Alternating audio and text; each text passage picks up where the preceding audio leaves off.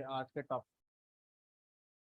मान लीजिए आपसे कहा जाए कि मैंने लिखा प्रिंट है,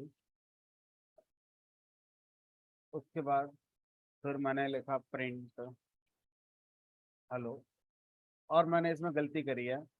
हेलो का जो स्ट्रिंग था वो मैंने क्लोज नहीं किया है,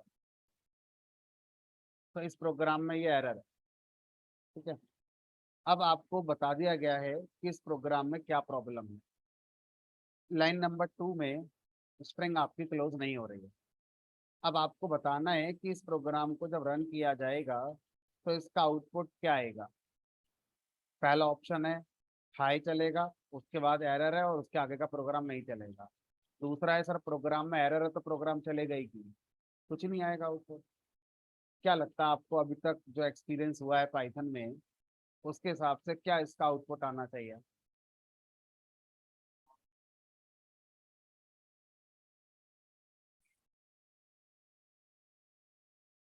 तो मेरे पास दोनों फ्लेवर अवेलेबल हैं इसके। आप जो भी आंसर देंगे मैं उसको गलत साबित कर दूंगा, है ना। अगर आप बोलेंगे कि सर हाई आउटपुट आएगा और उसके बाद का प्रोग्राम बंद हो जाएगा, तो ये गलत होगा। अगर आप बोलेंगे कि नहीं सर कुछ नहीं चलेगा, तो ये सब आपको समझना होगा कि क्या सिनेरियो चल रहा है। ठीक है, तो यहाँ पर अगर हम देखें तो हमारे प्रोग्राम में कुछ भी आउटपुट नहीं आएगा। हमारे प्रोग्राम में क्या है, सिंटैक्स एरर, और हाई भी आउटपुट में नहीं आएगा। अक्सर आज तक की क्लासेस में जितना हम जानते हैं उसका अपोजिट निकला है। अभी तक तो हम यही जानते थे कि जब तक प्रोग्राम में सही लिखा होता है वहां तक का एग्जीक्यूशन होता है, और कई बार ऐसा हमने होता हुआ देखा भी है। ऐसा नहीं है कि हम ऐसे ही कह रहे हैं, हमने ऐसा देखा है प्रैक्टिकली। और उसके बाद का कोड नहीं चलता जहां से एरर आती है। लेकिन आज ये नहीं हुआ। अगर मैं हाई को देखूं तो उसमें कोई प्रॉब्लम नहीं है। अब मैं क्या करता हूँ, सेम कोड दोबारा लिख रहा हूँ, और इस बार एरर कर दी मैंने। प्रिंट की स्पेलिंग में जल्दीबाजी में एन लिखना भूल गया। सेम कोड है, लाइन नंबर 2 पर पहले एरर थी, लाइन नंबर 2 पर ही अभी एरर है। फंक्शन की स्पेलिंग गलत है, एरर है, मुझे पता है एरर है। ठीक है, लेकिन इस बार का नतीजा कुछ और आएगा। इस बार आउटपुट में हाई आया, और उसके बाद वही हुआ जो आज तक हम जानते थे कि जिस लाइन पर एरर है उस लाइन के बाद का प्रोग्राम नहीं चला। तो सर अब ये तो बड़ा चैलेंजिंग वाली सिचुएशन हो गई। हम तो कोड को देखकर फिर अंदाजा लगा भी नहीं पाएंगे, क्योंकि दो सिचुएशन आपने हमारे सामने दिखाई है प्रैक्टिकली। पहले वाले में जिस लाइन पर एरर है उससे फर्क ही नहीं पड़ रहा है।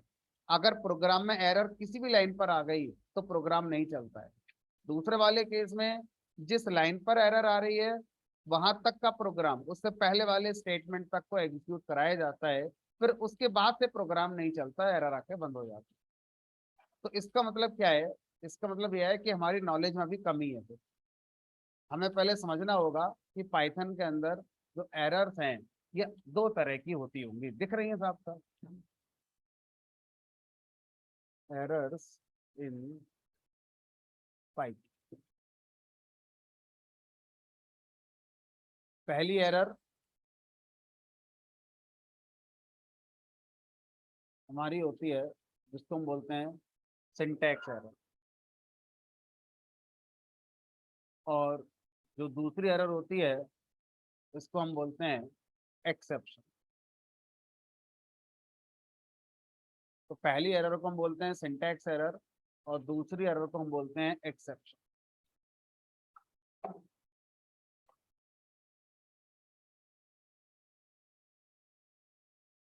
सिंटैक्स एरर अगर मेरे प्रोग्राम में आती है, किसी भी लाइन पर हो, प्रोग्राम का एग्जीक्यूशन नहीं होता है। कोई भी लाइन प्रोग्राम की एग्जीक्यूट नहीं होगी। इवन जो सिंगल फर्स्ट लाइन थी वो सही थी फिर भी नहीं चलेगी। तो सिंटैक्स एरर आने पर program is not executed at all.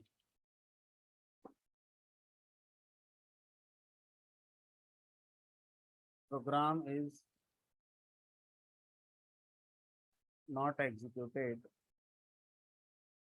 At all,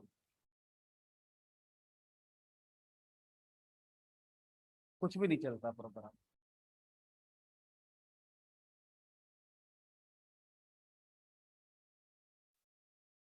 और अगर मेरे प्रोग्राम में एक्सेप्शन आती है,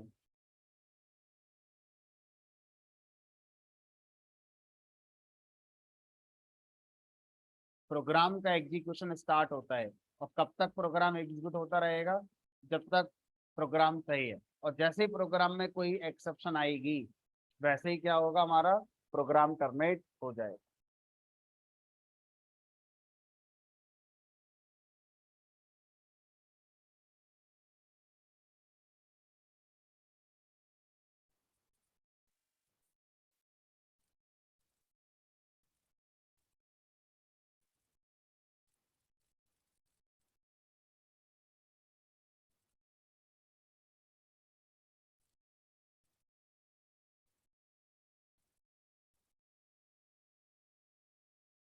programme execution is started, program का एग्जीक्यूशन स्टार्ट होता है, और एबनॉर्मली टर्मिनेट हो जाता है प्रोग्राम। कब? जब एक्सेप्शन रेज होती है। एबनॉर्मल टर्मिनेशन और नॉर्मल टर्मिनेशन का मतलब होता है कि जितना काम दिया गया था प्रोग्राम को, उतना काम करके प्रोग्राम बंद हुआ, that is normal termination. Abnormal termination का मतलब है कि प्रोग्राम बीच में बंद हो।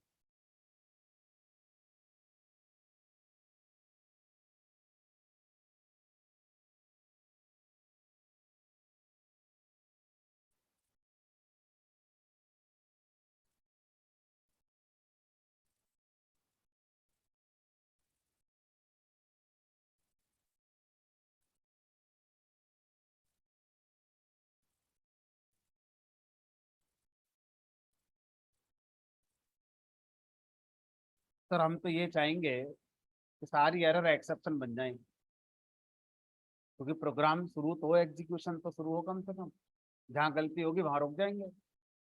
सिंटैक्स एरर क्यों लाएंगे हम? क्योंकि सिंटैक्स एरर आ गई तो प्रोग्राम है 100 लाइन का, 100वीं लाइन पर सिंटैक्स एरर है, 99 लाइन सही लिखी है, फिर भी नहीं चलेंगे। Program is not executed at all, कुछ भी नहीं चलता प्रोग्राम में, चाहे सिंटैक्स एरर किसी भी लाइन पर हो, चाहे वो आखिरी लाइन पर ही क्यों ना हो। तो सर हम तो चाहेंगे एक्सेप्शन ही आए, हम क्यों चाहेंगे सिंटैक्स एरर आए? तो प्रोग्रामर के हाथ में ये चीज कंट्रोल करना नहीं होता, पहले से ही डिसाइडेड है कि कौन सी एरर सिंटैक्स एरर होंगी और कौन सी एरर हमारी एक्सेप्शन होंगी। हमें उन्हें सीखना है कि ये वाली एरर सिंटैक्स एरर है और ये वाली एरर एक्सेप्शन, सीखते हैं। जब किसी भी स्टेटमेंट को हम लिखते हैं, तो पाइथन ने उस स्टेटमेंट को लिखने के लिए हमें एक सिंटैक्स दिया है, एक रूल दिया है, हमें उसे फॉलो करना ही होगा। अगर हम उस रूल को फॉलो नहीं करते हैं, तो हमारी ये एरर आ जाती है, और उस एरर को सिंटैक्स एरर कहते हैं। जैसे अगर आपको स्ट्रिंग लिखनी है, तो स्ट्रिंग लिखने का रूल होता है कि वो 4 तरह के कोट्स हैं, उनके थ्रू लिखी जाती है, चाहे तो डबल कोट्स में लिख लो, चाहे सिंगल कोट में लिख लो, 3 टाइम्स वाले में लिख लो। लेकिन जो रूल है वो ये कहता है कि जिस कोट से स्ट्रिंग स्टार्ट होगी, मैचिंग कोट से एंड होनी चाहिए। आपने यहाँ पर स्ट्रिंग को स्टार्ट करा डबल कोट से, लेकिन आपने एंड नहीं करी, तो ये क्या आएगी आपके प्रोग्राम में? Syntax error. मान लीजिए मैंने ऐसा लिख दिया। अब प्रिंट फंक्शन जब हम कॉल करते हैं, तो किसी भी फंक्शन को कॉल करते समय ये पैरेंथेसिस का पेयर लगाना है, सिंटैक्स का पार्ट है। अब आपने कहा मैं नहीं लगा रहा, ओपन करूंगा क्लोज नहीं करूंगा, अभी भी क्या है, ये सिंटैक्स एरर। ठीक है। तो इस तरह से अगर हम देखें, तो हमारे प्रोग्राम में जब भी हम कोई स्टेटमेंट लिखते हैं, तो किसी भी स्टेटमेंट को लिखने के रूल दिए गए हैं। जैसे और देखते हैं, थोड़ा सा कॉन्फिडेंस बढ़ेगा। अब मुझे क्या करना है, एक वेरिएबल बनाना है, x = 10, और यहाँ पे लिख दिया बाय।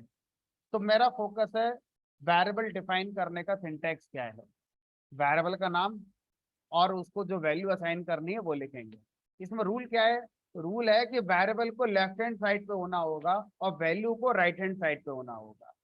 अभी सही है ये, कहीं कोई प्रॉब्लम नहीं आएगी। मैंने नहीं मानी बात और ऐसे लिख दिया, अब हाई भी नहीं आएगा। क्योंकि यहाँ पे सिंटैक्स एरर है, रूल ही गलत है ये। आप ऐसा कर ही नहीं सकते। ठीक है, और देखो, मान लीजिए मैंने यहाँ पर एक लूप लगाया, फॉर आई इन रेंज 5 तक चलेगा। अब मुझसे कहा गया था इंडेंटेशन के साथ ब्लॉक बनाया जाता है, सब कुछ फर्स्ट क्लास है। नहीं मानी मैंने बात, इंडेंटेशन नहीं दिया, सिंटैक्स एरर। जबकि ये लाइन तो सही लिखी है, क्योंकि आपके प्रोग्राम में सिंटैक्स एरर है, चाहे वो किसी भी लाइन पर है, चलेगा ही नहीं। हमसे कहा गया था जब भी इंडेंटेड ब्लॉक बनाएंगे तो कॉलॉन लगाना मस्ट है, नहीं लगाया, फिर से एरर आएगी। और ये कौन सी एरर है? सिंटैक्स है। ठीक है, तो इस तरह से पाइथन में किसी भी स्टेटमेंट को लिखने के लिए हमें जो प्रॉपर सिंटैक्स दिया गया है, उसमें जो रूल हमें बताए गए हैं, अगर हम उन रूल को नहीं मानेंगे तो सिंटैक्स एरर आती है। और ऐसा होने पर प्रोग्राम का एग्जीक्यूशन स्टार्ट नहीं होता। ठीक, अब एक्सेप्शन क्यों आएगी सर? जब सब कुछ मैंने सही लिखा है तो अब गलती किस बात की रह गई? जब सब कुछ सही है तो चलने दो फिर सब कुछ। हमने कहा कि ऐसी बहुत सी सिचुएशन है जहां पर आप सही लिखते हैं लेकिन फिर भी चीजें हमारी गलत हो सकती हैं। जैसे अभी मैंने आपको लास्ट क्लास में यूट्यूब से वीडियो डाउनलोड करना सिखाया था, है ना, कि हम यूट्यूब से वीडियो को डाउनलोड कर सकते हैं। अब सोचिए, मेरा प्रोग्राम सही लिखा हुआ है, प्रॉपर सब कुछ लिखा हुआ है, अब जो आपने यूआरएल दिया है डाउनलोड करने के लिए, उस यूआरएल पर वीडियो ही नहीं है। तो मेरी गलती है? प्रोग्रामर तो सही लिख रहा है ना प्रोग्राम अपना। अब मान लीजिए आपका यूआरएल सही है, वीडियो डाउनलोड हो रहा था, बीच में इंटरनेट चला गया, यूआरएल अवेलेबल है, यूट्यूब की गलती नहीं है उसमें, मेरी भी गलती नहीं है, तो किसकी गलती है फिर? ये इंटरनेट नहीं है तो अब इंटरनेट नहीं है, गलती चाहे किसी की भी हो, प्रोग्राम को ये बताओ कि वो चले कि ना चले। चले तो कहां से लाएगा डेटा जब नेट ही नहीं है तो ये गलतियां कौन सी कहलाएंगी? एक्सेप्शन। इसलिए इनका हिंदी में मतलब क्या है? अपवाद। हमेशा ऐसा थोड़ा ना होगा कि आप मूवी डाउनलोड करो इंटरनेट चला गया, आप कभी कभार हो जाता है। इसलिए इसका मतलब क्या रखा गया? एक्सेप्शन। अपवाद है ये गलतियां अपवाद हैं, यदा कदा होती हैं, हमेशा नहीं होती। इसलिए इनको क्या बोल रहे हैं? एक्सेप्शन। अच्छा, सपोज करिए मैं एक प्रोग्राम रन कर रहा हूं, मेरे प्रोग्राम को रन करने के लिए मुझे मेमोरी की जरूरत पड़ रही है। अब मेरा प्रोग्राम एक इन्फाइनाइट लूप में चला गया किसी तरह से। अब इन्फाइनाइट लूप के अंदर जो कोड लिखा हुआ है वो मेमोरी मांगता है। अब वो जब तक लूप चल रहा था मेमोरी दे रहे थे, एक टाइम आया रैम के अंदर स्पेस ही नहीं बचा। अब प्रोग्राम को अपना एग्जीक्यूशन आगे करने के लिए जगह चाहिए, रैम में है ही नहीं, कैसे बढ़े फिर आगे प्रोग्राम? मेरा सिंटैक्स तो सही लिखा हुआ है। तो मेमोरी ना मिलने की वजह से प्रोग्राम क्या होगा? बंद हो जाएगा। वो वजह क्या होगी? एक्सेप्शन, अपवाद है। कभी कभार, करोड़ में एक बार ऐसा होगा आपके सामने कि प्रोग्राम रन करा रहे हैं, रैम में जगह नहीं है। आज तक तो कभी नहीं हुआ हमारे साथ ऐसा, क्योंकि आज तक आपने एक्सेल फाइल पे काम करना नहीं सीखा। जिस दिन आप एक्सेल फाइल पे काम करना सीखोगे उस दिन ऐसा डेली होने लगेगा आपके पास। आपने अब तक वीडियो इमेजेस को प्रोग्राम में लाना नहीं सीखा है। जब आप एचडी क्वालिटी के इमेजेस और वीडियो के साथ प्रोग्राम में कुछ करते हैं तो आपके साथ ऐसा डेली होने लगेगा कि रैम में जगह ही नहीं है मेरे पास, है ना। तो ये सब जो चीजें मैं बता रहा हूँ ये सब क्या बनेंगे? हमारी एक्सेप्शन। मान लीजिए आपने प्रोग्राम लिखते समय कोई लाइब्रेरी इंपोर्ट करी, इंपोर्ट, और यहाँ लिख दिया ABCDEF। अब इस नाम की लाइब्रेरी अगर होती तो सिंटैक्स तो सही लिखा है आपने। अब ये लाइब्रेरी है या नहीं, ये हमारा सिंटैक्स एरर का पार्ट नहीं है, ये हमारा किसका पार्ट होगी? एक्सेप्शन का। अगर मैंने कोई फंक्शन कॉल किया, अब बताओ ये गलत क्यों है? क्या ये सिंटैक्स सही नहीं है किसी फंक्शन कॉल करने का? अगर प्रिंट नाम से फंक्शन हुआ तो ऐसी तो कॉल होगा। अब वो फंक्शन है या नहीं, ये सिंटैक्स एरर नहीं है। ये कौन क्या बनेगी, एक्सेप्शन बनेगी।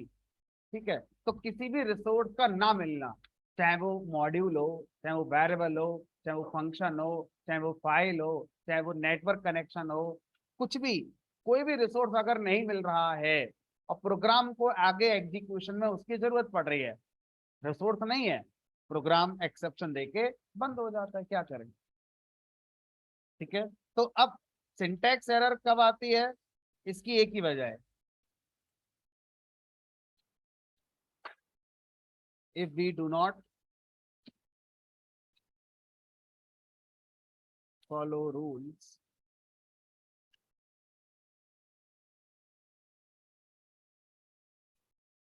While coding. कोड बनाते समय अगर हम रूल को फॉलो नहीं करते हैं तो ये क्या आएगा, हमारा सिंटैक्स है। और एक्सेप्शन आने की दो वजह होती हैं, एक वजह मैंने बताई, रिसोर्स नॉट फाउंड। अब रिसोर्स के मतलब बहुत सारे हैं, रिसोर्स का मतलब नेटवर्क हो सकता है, रिसोर्स का मतलब फाइल हो सकती है, रिसोर्स का मतलब कोई वेरिएबल हो सकता है, कोई फंक्शन हो सकता है, रिसोर्स का मतलब कोई मॉड्यूल हो सकता है जो आपने इंपोर्ट करा बट है ही नहीं। ठीक है, रिसोर्स का मतलब मेमोरी हो सकती है, एटसेट्रा। कोई भी चीज जो मुझे चाहिए प्रोग्राम को रन करने के लिए वो नहीं है, तो हम क्या बोल रहे हैं वन वर्ड में, रिसोर्स है।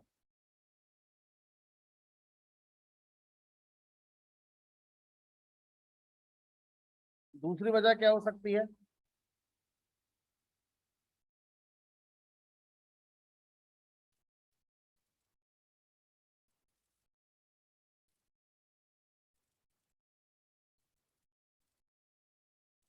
दूसरी वजह हो सकती है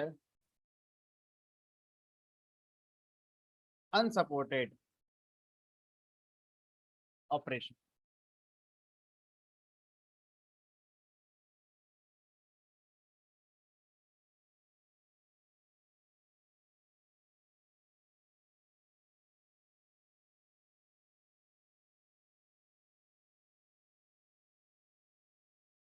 चलिए अब मैं कुछ एग्जांपल आपको एक्सेप्शन के बनाकर दिखाता हूँ जिसमें एक्सेप्शन होगी। ये दोनों बातें कुछ कवर करने की कोशिश करूंगा। चलो पहले मैं अनसपोर्टेड ऑपरेशन का बताता हूँ। प्रिंट मैंने हाई कर दिया, प्रिंट मैंने बाय कर दिया, तो एक प्रोग्राम में तीन स्टेटमेंट मैं लिख रहा हूँ। अगर सब कुछ ठीक है तो तीनों का एग्जीक्यूशन होगा, प्रोग्राम बंद होगा। तो अब अगर आपसे कहा जाए दो का डिवीजन दो से करेंगे तो कितना आएगा, वन। भाई टू बन जा टू, तो हाई वन और बाय। अगर 20 का डिवीजन 20 से करेंगे तो सर ये छोटी छोटी बातें क्यों बता रहे हो, हमने कहा ये इतनी बड़ी बात है कि किसी को भी नहीं पता है। अभी जो लिखा है, जीरो एक कम जीरो कर दो, जीरो को जीरो से भाग करना है। भाग करना सिखा रहा हूँ, नर्सरी केजी में सिखाते हैं, लेकिन इसका आंसर हम में से किसी के पास शायद ना हो अभी।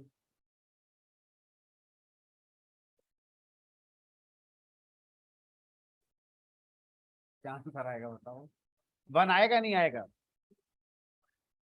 इनफाइनाइट आएगा।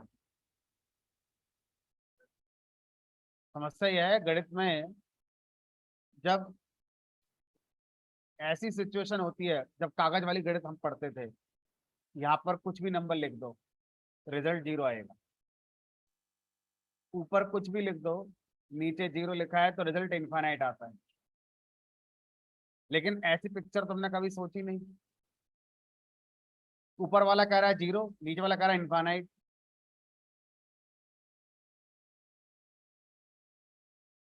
हाँ जी अनूप सिंह बताइए।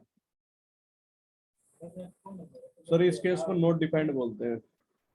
इस केस को गणित में नॉट डिफाइंड कहते हैं। ठीक है, अभी तक गणितज्ञ इसकी खोज कर रहे हैं कि इसका आंसर क्या आएगा, अभी तक हमें इसका आंसर नहीं पता। तो जब गणित वालों को इसका आंसर नहीं पता तो पाइथन कहाँ से लाए इसका आंसर, तो पाइथन के क्रिएटर को क्या पता इसका आंसर क्या होगा। पाइथन कोई मैजिक थोड़ी ना है कि सब कुछ का आंसर जानती है, जो आपने उसको बनाते समय उसको सिखाया है वैसे ही तो रेस्पॉन्स कर रही है पाइथन हमारे लिए। तो पाइथन के क्रिएटर ने क्या सिखाया होगा पाइथन को इसका आंसर? उसे खुद नहीं पता होगा, जबकि वो खुद एक मैथमेटिशियन थे, रोशन। तो ऐसी सिचुएशन आने पर पाइथन क्या जवाब देगी? Unsupported operation. और अनसपोर्टेड ऑपरेशन का मतलब क्या है भाई? प्रोग्राम आगे कैसे बढ़ाते हैं हमें पता ही नहीं क्या हो रहा है यहाँ पर। तो इसीलिए इस लाइन से प्रोग्राम बंद होकर आगे नहीं चलेगा, लेकिन हाई तक तो चलेगा। हमने कहा हाई तक चलेगा, हाई चला। उसके बाद आ गई जीरो डिवीजन एरर। अभी पूरी क्लास में जीरो किसी को नहीं पता था, तेरे डिवीजन भाई ने एरर। बता दिया। हाँ जी, किसी को नहीं पता था पूरी आप। क्लास को ज्यादा यहाँ हम जितने भी बैठे हैं ना, किसी को नहीं पता होगा, आपने बताया। चलिए अब आगे बढ़ते हैं। यहाँ पर मान लीजिए ये तो हो गया एक इंटरेस्टिंग वे में। पाइथन के अकॉर्डिंग किसी भी नंबर को जब आप जीरो से भाग करते हैं तो भी इसका आंसर एक्सेप्शन आएगी, जबकि कागज में इसका आंसर इनफाइनाइट है। बट गणित में इसका आंसर इनफाइनाइट है। पाइथन के गणित में इसका आंसर क्या है? अभी भी अनसपोर्टेड ऑपरेशन। उसकी वजह समझ लेते हैं क्या है, उसकी वजह समझ लेते हैं। लॉजिकली थोड़ा सोचना होगा। देखो मान लीजिए कागज में ये इनफाइनाइट है। अब अगर मैं आपसे कहूं कि ये कौन है? एक इंटीजर। ये कौन है? एक इंटीजर। अपने आप में तो दो इंटीजर है। अब पाइथन का एक रूल ये कहता है कि इंटीजर को इंटीजर से भाग करने पर रिजल्ट क्या आएगा? इंटीजर। लेकिन गणित क्या बोलती है? उसका रिजल्ट क्या है? इनफाइनाइट। अब ये बताओ इनफाइनाइट क्या होता है? इंटीजर होता है क्या फ्लोट होता है? फिर से क्वेश्चन आगे बढ़ जाता है। इनफाइनाइट क्या होता है? इंटीजर होता है या फ्लोट होता है? तो देखा तो है नहीं किसी ने। अगर हमने उसको देख लिया तो इनफाइनाइट कहाँ रहा? वो फिर तो फाइनाइट हो गया।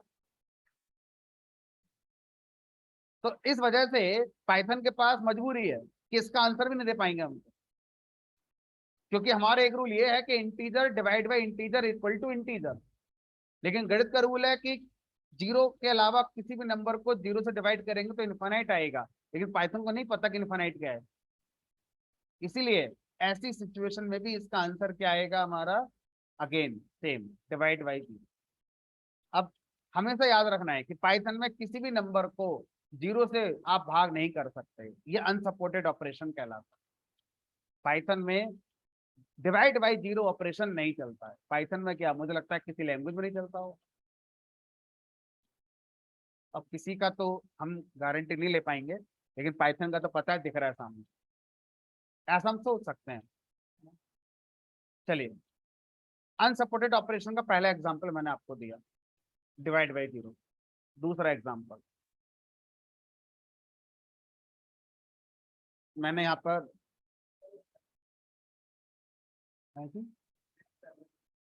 नेक्स्ट नहीं है, ऊपर प्रीवियस वाला ये रहा। जितने भी मैं कर रहा हूँ सब नए सेल में कर रहा हूँ, चेंज नहीं कर। अब मान लीजिए यहाँ लिखा मैंने हेलो डिवाइड बाई हाई। तो आप ऐसा करोगे, एच से एच कैंसिल कर दिया, एलो डिवाइड बाई आई। तो डिवीजन क्या स्ट्रिंग के लिए सपोर्ट करता है? ठीक है। तो अब आप सोचेंगे सर ये तो सिंटैक्स एरर आनी चाहिए सर। ये बात तो पहले ही पता है ना कि स्ट्रिंग पर नहीं चलेगा। अब समस्या यह है कि आप अपनी जगह सही हो सकते हैं, लेकिन अब ये बताओ अगर मैं ऐसे लिख दूं एक्स डिवाइड बाई वाई, और एक्स और वाई की वैल्यू मैं रन टाइम पर किसी फाइल से या किसी यूजर से इनपुट कराऊंगा। अब आपको क्या पता है एक्स वाई कौन है? अगर इंटीजर निकले तो चल पड़ेगा, फ्लोट निकले तो भी चल जाएगा, एक इंटीजर एक फ्लोट हुआ तो भी चलेगा। अगर इनमें से कोई भी एक स्ट्रिंग हो गया तो ये अनसपोर्टेड हो जाएगा। अब पाइथन में ऐसा तो होता नहीं है कि डेटा टाइप हम पहले से बता दें। अगर मान लो सी लैंग्वेज होती तो मैं ऐसे लिखता कि भाई एक्स और वाई इंटीजर हैं, अब कुछ भी आता रहेगा, ऑपरेशन तो होगा ही होगा। लेकिन अगर मैं लिख दूं एक्स और वाई स्ट्रिंग है, तो ये तो ऑपरेशन होगा ही नहीं, क्योंकि क्लियर मेंशन है एक्स और वाई स्ट्रिंग है। पाइथन में ये कॉन्सेप्ट है ही नहीं बताने का। तो कोई भी ऑपरेशन उसी समय डिसाइड होता है कि हो पाएगा कि नहीं हो पाएगा, क्योंकि जो आप ऑपरेशन करने के लिए डेटा यूज कर रहे हैं, अगर वो डेटा सपोर्टेड है तो ऑपरेशन हो जाएगा, नहीं है तो एक्सेप्शन देके प्रोग्राम बंद हो जाए। तो ये बहुत से प्रोग्रामर वीक पॉइंट मानते हैं पाइथन का, ये तो गलत है। हमने एक ऑपरेशन का कोड लिख दिया, अब रन टाइम पे डेटा आया, अगर वो मन मुताबिक नहीं आया जैसा ऑपरेशन में चाहिए तो एरर आ जाएगी, प्रोग्राम बंद हो जाएगा। जबकि सी में जावा में ऐसा नहीं हो पाएगा। क्यों? क्योंकि वहां पर टाइप पहले ही बता देते हैं। अगर वहां पर ऐसा करोगे तो वो सिंटैक्स एरर बन जाएगी। तो सी में जावा में ये वाली चीज सिंटैक्स एरर होगी, स्ट्रिंग को स्ट्रिंग से भाग करना। ठीक है, चलिए, कुल मिलाकर मैं सिर्फ आपको बताने की कोशिश कर रहा हूं कि अनसपोर्टेड ऑपरेशन का मतलब क्या होता है। अनसपोर्टेड ऑपरेशन यहाँ तो साफ साफ लिखकर भी आ गया, अनसपोर्टेड।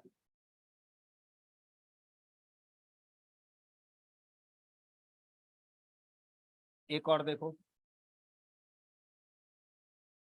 मैं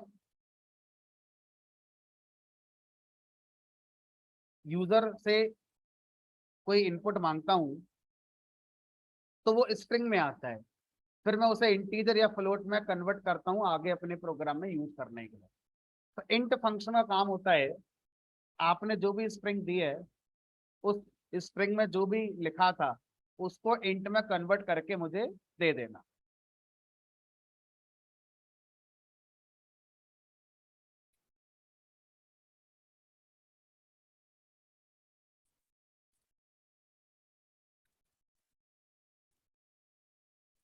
ठीक है, कोई दिक्कत नहीं है।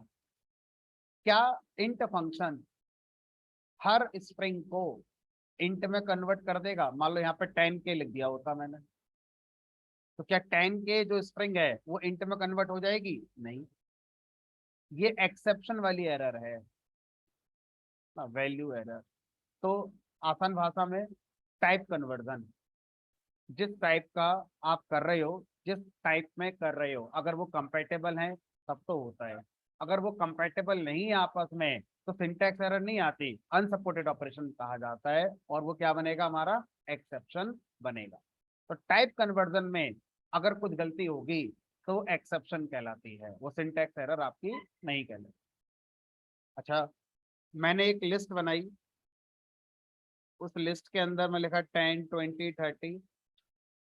अगर मैं इस लिस्ट में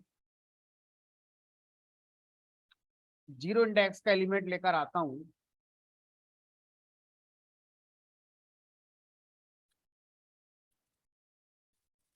ये मैं शुरू के और लास्ट में हाई बाय इसलिए लिख रहा हूं ताकि अगर ये दोनों चले तो प्रोग्राम में सब कुछ चला, और अगर ये चला लेकिन बात यहां तक नहीं पहुंची, मतलब बीच में कहीं क्या आ गई होगी, एक्सेप्शन। और अगर ये भी नहीं चला, मतलब कहीं ना कहीं प्रोग्राम में क्या है, सिंटैक्स एरर। तो अभी सब कुछ ऑल इज वेल है क्योंकि जीरो इंडेक्स पे 10 है, मिल जाएगा, आउटपुट है। अब मैंने यहाँ पर जीरो की जगह लिख दिया 5। तो जीरो इंडेक्स पर, फर्स्ट इंडेक्स पर, सेकंड इंडेक्स पर तो ठीक है सर, ये फिफ्थ इंडेक्स पर तो डेटा ही नहीं है। तो अब बताओ ये सिंटैक्स एरर है या फिर हमारा एक्सेप्शन है? एक्सेप्शन। क्यों? क्योंकि मान लो आप आई वेरिएबल लिख रहे हो और आई की वैल्यू यूजर से रन टाइम पर लोगे, तो अभी क्या पता कि आई में यूजर क्या देगा?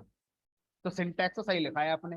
अगर लिस्ट के किसी इंडेक्स पर जाना होगा तो लिस्ट को प्रीफिक्स में लगाते हैं, स्क्वायर ब्रैकेट लगाते हैं, उसके अंदर इंडेक्स लिखते हैं, ये सिंटैक्स है। अब वो इंडेक्स क्या होगा, ये सिंटैक्स का पार्ट नहीं है ना? तो अब मान लीजिए मैंने यहाँ पर ऐसे लिख दिया होता 5, तो हाई तो चलेगा बट बाय नहीं चलेगा।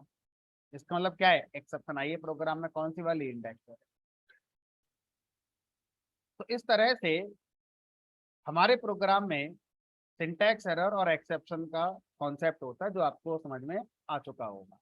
अब क्वेश्चन ये आता है सर पहले कौन चेक होती है? तो ये कॉमन सेंस वाली बात होगी, आप बताओ पहले कौन चेक होती होगी? पहले सिंटैक्स एरर चेक होगी, तभी तो एग्जीक्यूशन पहली लाइन का करेंगे। तब इंटरनली क्या होता है, पहले पूरे प्रोग्राम में सिंटैक्स एरर देखी जाती है। अगर जीरो सिंटैक्स एरर है तब पहला स्टेटमेंट अब शुरू करा जाता है एग्जीक्यूशन में, फिर दूसरा, फिर तीसरा। तो जहां तक सही चल रहा है आउटपुट आता जाएगा, जहां पर अनसपोर्टेड या रिसोर्स नहीं मिला किसी स्टेटमेंट को चलाते समय, एक्सेप्शन देके प्रोग्राम बंद हो जाता है। तो मेरे हाथ में नहीं है कि मैं कब सिंटैक्स एरर कहूंगा कब एक्सेप्शन कहूंगा, पहले से डिसाइडेड है कि ये गलतियां सिंटैक्स एरर होती हैं और ये गलतियां एक्सेप्शन है, वो मैंने सामने लिख भी दी है ना? अब एक्सेप्शन पर हम लोग फोकस करेंगे, ठीक है। तो अगर आपसे कोई पूछे कि कॉमनली यूज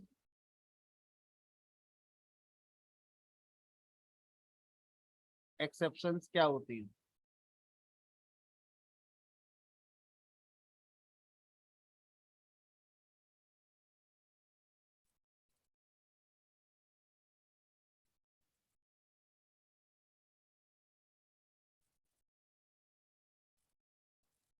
तो अभी हमने कौन कौन सी एक्सेप्शन देखी। लास्ट वाले से स्टार्ट करो। लास्ट में सबसे पहले लास्ट वाली मैंने क्या देखा, इंडेक्स, यानी कि एक्सेप्शन आई। तो एक्सेप्शन आने की कोई वजह भी तो होगी, है ना। तो यहाँ पर क्या है, हमारी इंडेक्स एरर। इंडेक्स एरर क्यों आती है, आउट ऑफ रेंज की वजह से। इंडेक्स आउट ऑफ रेंज चला गया। तो एक्सेप्शन का एक नाम है इंडेक्स एरर, और वो क्यों आती है उसकी एक वजह होती है। जब इंडेक्स आउट ऑफ रेंज चला जाता है तो इंडेक्स एरर आती है। दूसरी, वैल्यू एरर।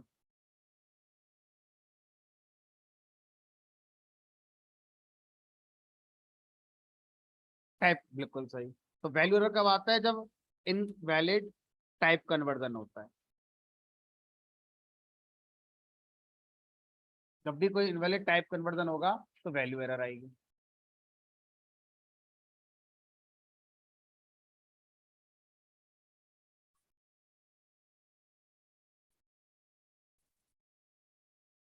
नेम एरर, अगर मैं प्रोग्राम में किसी वेरिएबल या किसी फंक्शन को यूज करता हूं बट वो है ही नहीं, तो क्या आएगी हमारी, नेम एरर। क्या मैं कह रहा हूँ वो देखो, मैं लिखा प्रिंट है, प्रिंट बाय, और इसके बीच में मैं लिख दिया प्रिंट के। अब के नाम से वेरिएबल होगा तो प्रिंट हो जाएगा, अब के नाम से वेरिएबल तो है ही नहीं, तो एरर आएगी। कौन सी आई, नेम। तो नेम एरर दो वजह से आती है। पहला, कोई वेरिएबल आपने यूज करा बट वो डिफाइन ही नहीं है प्रोग्राम में। दूसरी वजह क्या होती है, कोई फंक्शन आपने यूज करा और वो फंक्शन प्रोग्राम में डिफाइन नहीं है कहीं, तो भी क्या आएगी, नेम है। ठीक है, तो नेम एरर कब आती है, जब कोई variable function is not defined.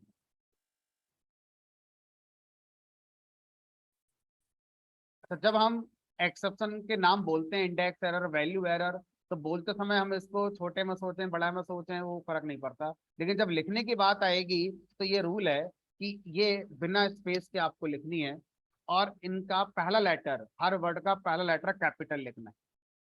तो जब कोड में कभी अगर आपको लिखने की जरूरत पड़ी तो जिस फॉर्मेट में मैं लिख रहा हूँ उसी फॉर्मेट में ही लिखने की जरूरत पड़ेगी। बोलते समय आप कुछ भी बोलो, कागज पे लिखते समय इनके बीच में स्पेस दो ना दो, इनको लोअर केस में लिखो अपर केस में लिखो, फर्क नहीं पड़ता। लेकिन जब कभी कोड में जरूरत पड़ेगी इसको लिखने की तो इसी तरह से लिखना।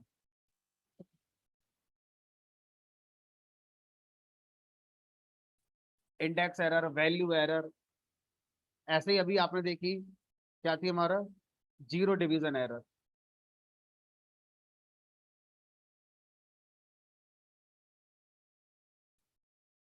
Any number divide by zero, किसी भी नंबर को जीरो से भाग करने पर जीरो डिवीजन एरर आती है।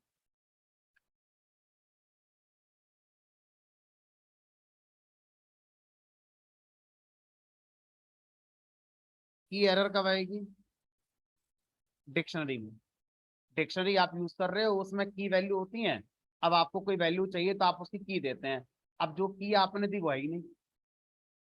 ठीक है, की is not found in dictionary, तो की एरर सिर्फ डिक्शनरी के साथ ही आएगी, क्योंकि की वैल्यू का कॉन्सेप्ट डिक्शनरी में ही होता है। तो इसके अलावा भी तो लिस्ट होगी और बड़ी, हमने कहा एक पूरी लिस्ट होगी। फाइल नॉट फाउंड एरर, अगर फाइल हैंडलिंग पढ़ते हो तो, डेटाबेस कनेक्टिविटी सीखोगे तो डेटाबेस से रिलेटेड आएगी। जेंगो में जाएंगे तो जेंगो की अपनी कुछ होंगी। मशीन लर्निंग में जाएंगे तो वहां पर कुछ अपनी होंगी। तो ये तो हर टॉपिक के साथ जुड़ जाती है। ये जो मैंने लिखी है तो फंडामेंटल वाली है ना। और जैसे से आगे बढ़ेंगे हर टॉपिक की अपनी अपनी एक्सेप्शन होती है।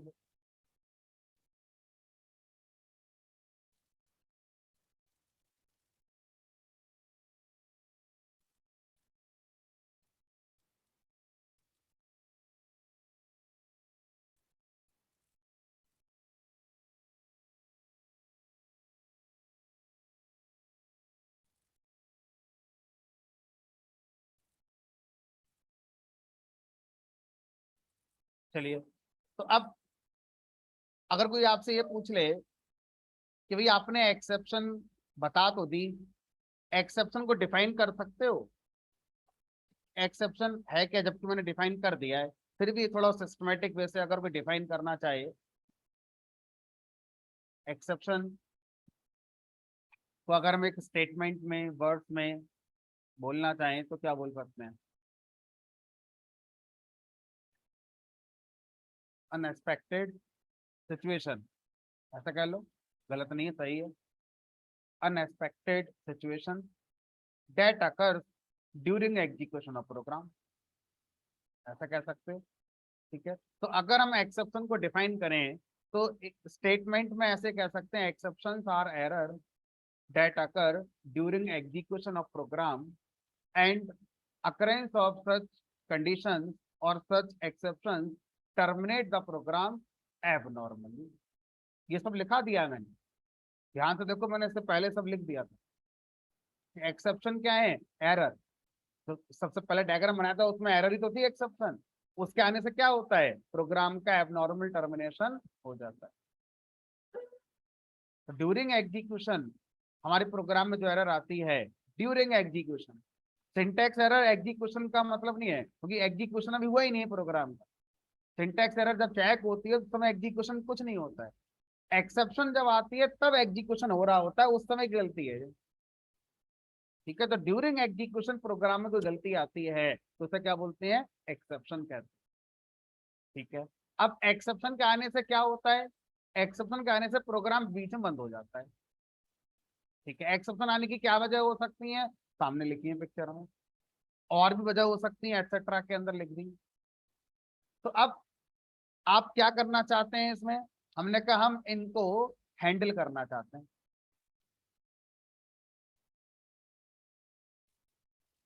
तो हम चाहते हैं इनको हैंडल करना।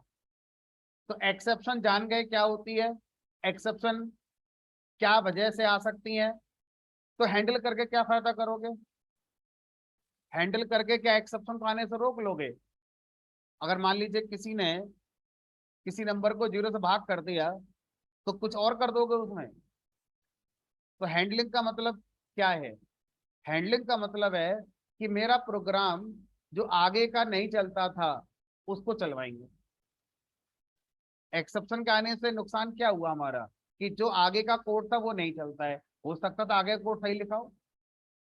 भैया आपने 10 लाइन का प्रोग्राम लिखा, 4 लाइन सही चली, 5वीं लाइन पर कोई हमारी एक्सेप्शन आ गई और उसकी वजह से आगे की 5 चली नहीं। आगे की 5 लाइन कह रही हम तो सही है, हमें चलाओ, कोई गलती नहीं है हमारी, उसकी वजह से हम नहीं चल पा रहे हैं। तो अब क्या करेंगे? तो एक्सेप्शन हैंडलिंग का मतलब है कि जो प्रोग्राम का बीच में टर्मिनेशन हो जाता है उसको रोकना। प्रोग्राम बीच में मत बंद हो, आगे तक चलो, लास्ट स्टेटमेंट तक आपको चलना है। अगर हम एक्सेप्शन के होने पर फिर भी प्रोग्राम को लास्ट स्टेटमेंट तक ले जाते हैं एग्जीक्यूशन को, तो हम क्या बोलेंगे? मैंने एक्सेप्शन को डील कर लिया या एक्सेप्शन को हैंडल कर लिया। ऐसा बोलते हैं एक्सेप्शन हैंडलिंग। तो क्या करेंगे सर, जो उसमें गलती थी उसको क्या करें? भाई या तो उसको बाहर कर दो, या फिर उस स्टेटमेंट में जो वजह है उस वजह का कोई अल्टरनेट कोड लिख दो। जैसे मान लीजिए आप इंडेक्स एक्सेप्शन की बात करते हैं, तो इंडेक्स वाली आई थी क्योंकि लिस्ट में कोई ऐसा इंडेक्स आ गया है जो एग्जिस्ट नहीं करता है। तो अब क्या करो? अब आप अल्टरनेट इंडेक्स अपना मान के चल लो कोई भी आगे के प्रोग्राम के लिए। समझ में आ रहा है? या उस इंडेक्स को आगे के प्रोग्राम कभी यूज ही मत करो, बाकी ये कोड चल रहा है चलने दो। तो इस तरह से एक्सेप्शन हैंडलिंग का ऑब्जेक्टिव होता है एक्सेप्शन के आने पर प्रोग्राम जो बीच में बंद हो जाता था उसको रोकना, प्रोग्राम को आखिरी स्टेटमेंट तक लेके जाना। ध्यान से सुनेंगे, एक्सेप्शन हैंडलिंग मतलब ये नहीं होता एक्सेप्शन को रोकना, उसको नहीं रोकना है, वो तो आएगी, उसके आने से जो होता है उसे रोकना है। एक्सेप्शन आने से क्या होता है, प्रोग्राम बंद हो जाता है, उसको रोकना है। उसको रोकने के प्रोसेस को क्या बोलते हैं, एक्सेप्शन हैंडलिंग कहते हैं। तो एक्सेप्शन हैंडलिंग को अगर हम सिंगल लाइन में डिफाइन करें, क्या कह सकते हैं, टेक्निक या way to avoid abnormal program termination. तो जो प्रोग्राम का बीच में टर्मिनेशन होता है, एबनॉर्मल मतलब बीच में, जब कोई टास्क पूरा ना हो, उससे पहले ही बंद हो जाए, तो उसे एबनॉर्मल कहते हैं, एबनॉर्मल टर्मिनेशन।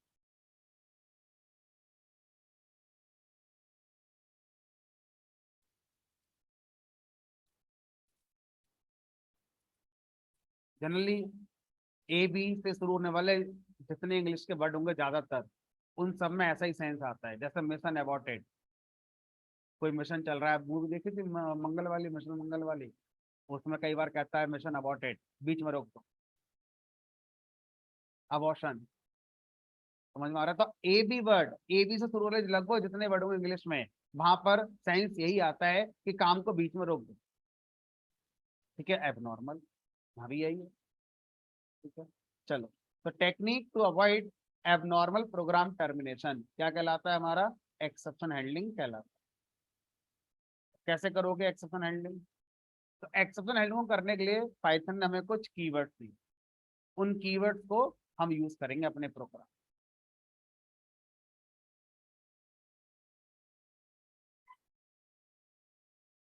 कीवर्ड्स यूज इन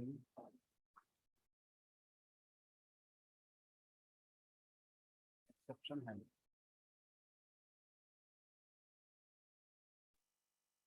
ट्राई,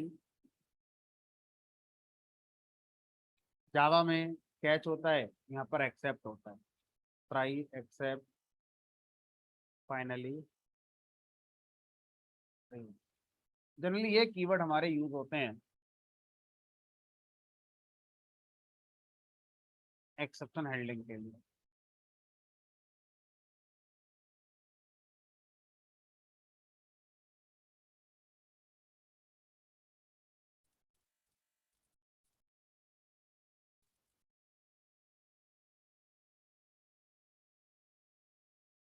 बताइए अनु, क्या पूछना,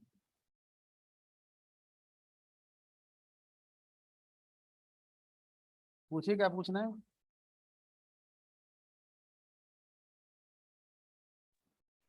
हेलो बताइए क्या पूछना है। सर, फाइनली की स्पेलिंग गलत हो गई। अच्छा ठीक है, फाइनली की स्पेलिंग सही लिख लेना है ना।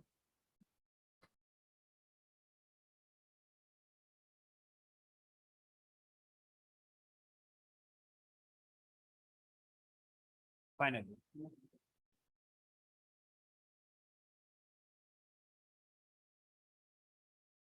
चलिए तो मैं एक यूज केस लेके चलता हूँ, और उस यूज केस में पूरा टॉपिक कंप्लीट हो जाएगा। आसान टॉपिक है, छोटा टॉपिक है ना।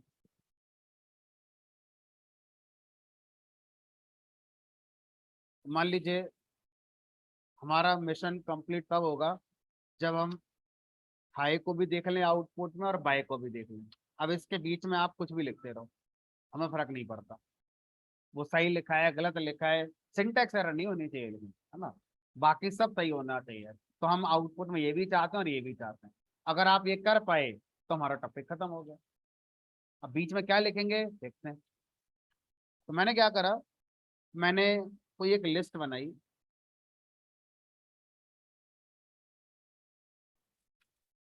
और अब मैं चाहता हूं कि यूजर से मैं एक इंडेक्स को इनपुट कराऊंगा, और जो इंडेक्स यूजर इनपुट करेगा लिस्ट में, वहां पर क्या एलिमेंट रखा हुआ है वो मैं आउटपुट में दिखाऊंगा। बस इतना सा काम करना, और इसी काम में पूरा टॉपिक खत्म हो जाएगा हमारा, सारी बातें लगभग कवर हो जाएंगी।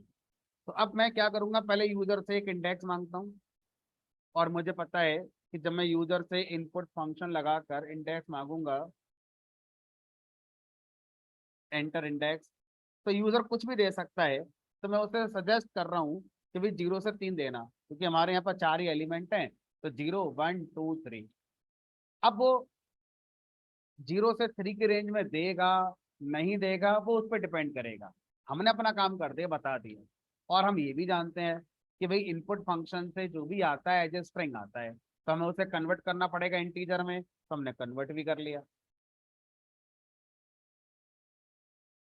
ठीक है। उसके बाद अब इस इंडेक्स पर जो भी हमारा एलिमेंट होगा वो लाकर हम प्रिंट फंक्शन से दिखा दें। ठीक है, रन कराएंगे। अब देखो प्रोग्राम का एग्जीक्यूशन स्टार्ट हो गया है। दैट मीन सिंटैक्स एरर तो रही नहीं होगी। अगर सिंटैक्स एरर होती कहीं भी किसी लाइन पर तो एग्जीक्यूशन शुरू ही नहीं होता, हाई प्रिंट नहीं होता। यानी कि प्रोग्राम में सिंटैक्टिकली कहीं कोई समस्या नहीं है, एग्जीक्यूशन शुरू हो चुका है। लाइन नंबर 1 चल चुकी है, लाइन नंबर 2 चल चुकी होगी, मेमोरी में लिस्ट बन गई होगी, लाइन नंबर 3 पर एग्जीक्यूशन हो रहा है। अब आपसे इंडेक्स मांगा जा रहा है, मैंने 1 दे दी। जैसे ही मैं एंटर करूंगा 1 को as a string input function read करेगा, और फिर उस स्ट्रिंग को इंट फंक्शन को पास करेगा। इंट फंक्शन उसको इंटीजर बनाकर इंडेक्स वेरिएबल में रख देगा। मुझे नहीं लगता कि इस प्रोसेस में कहीं कोई कमी होगी, क्योंकि जो हमने लिखा है वो ऐसा हो सकता है। उसके बाद लाइन नंबर 4 चलेगी। लाइन नंबर 4 पर फर्स्ट इंडेक्स का डेटा 20 प्रिंट हो जाएगा, फिर बाय प्रिंट होगा, ऑल इज वेल, कहीं कोई समस्या नहीं है। प्रोग्राम एकदम सही है।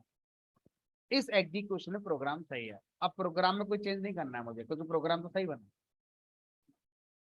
अब एंटर इंडेक्स। अब मैंने यहाँ पे लिख दिया मान लीजिए 7। अब ये बताइए लाइन नंबर 3 पर क्या कोई एक्सेप्शन आएगी? लाइन नंबर 3 पर क्या ये 7 स्ट्रिंग इंट में कन्वर्ट हो सकती है या नहीं? भाई उस समय क्या पता कि उसका इस्तेमाल आगे कहाँ होगा कहाँ नहीं होगा। जिस समय लाइन नंबर 3 चल रही है उसके हिसाब से तो 7 को स्ट्रिंग से इंटीजर में कन्वर्ट कर सकते हैं, कोई समस्या नहीं। ठीक है। लेकिन जैसे ही वो 7 लाइन नंबर 4 में इस्तेमाल होगा, एक्स के साथ 7 इंडेक्स यूज होगा, तो अब कौन सी एक्सेप्शन आ जाएगी हमारी? Index error, out of range वाली एरर कौन सी लाइन पर आएगी? चौथी लाइन पर आएगी, और उसके बाद से प्रोग्राम बंद हो जाएगा, बाय प्रिंट नहीं। लाइन नंबर 4 इंडेक्स एरर कौन सी है? Index out of range. उसके आगे का प्रोग्राम चलेगा। अब इसको दोबारा चला,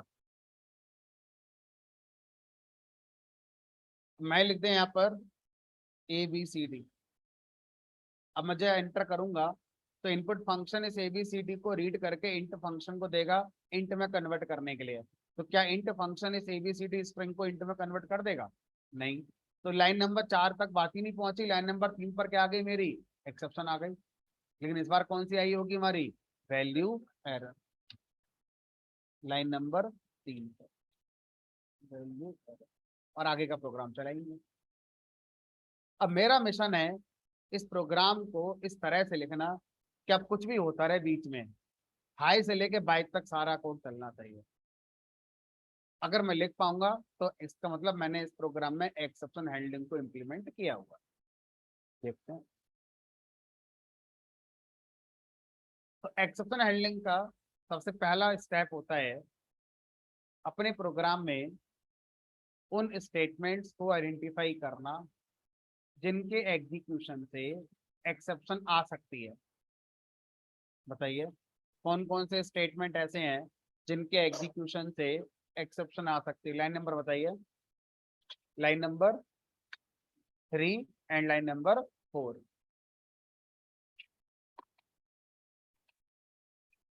अब जिन स्टेटमेंट्स के एग्जीक्यूशन से एक्सेप्शन आ सकती है उन स्टेटमेंट को ट्राई ब्लॉक में लिखना है। तो ट्राई कीवर्ड का यूज करते हुए ट्राई ब्लॉक बनाया जाएगा। ट्राई कीवर्ड का यूज करते हुए ट्राई ब्लॉक बनाया जाएगा। और जब भी ब्लॉक बनेगा हमेशा इंडेंटेड ब्लॉक ही बनेगा। तो ये बनाते हैं। और इसके अंदर कौन कौन से स्टेटमेंट लिखने हैं मुझे जिनसे एक्सेप्शन आ सकती है? एक,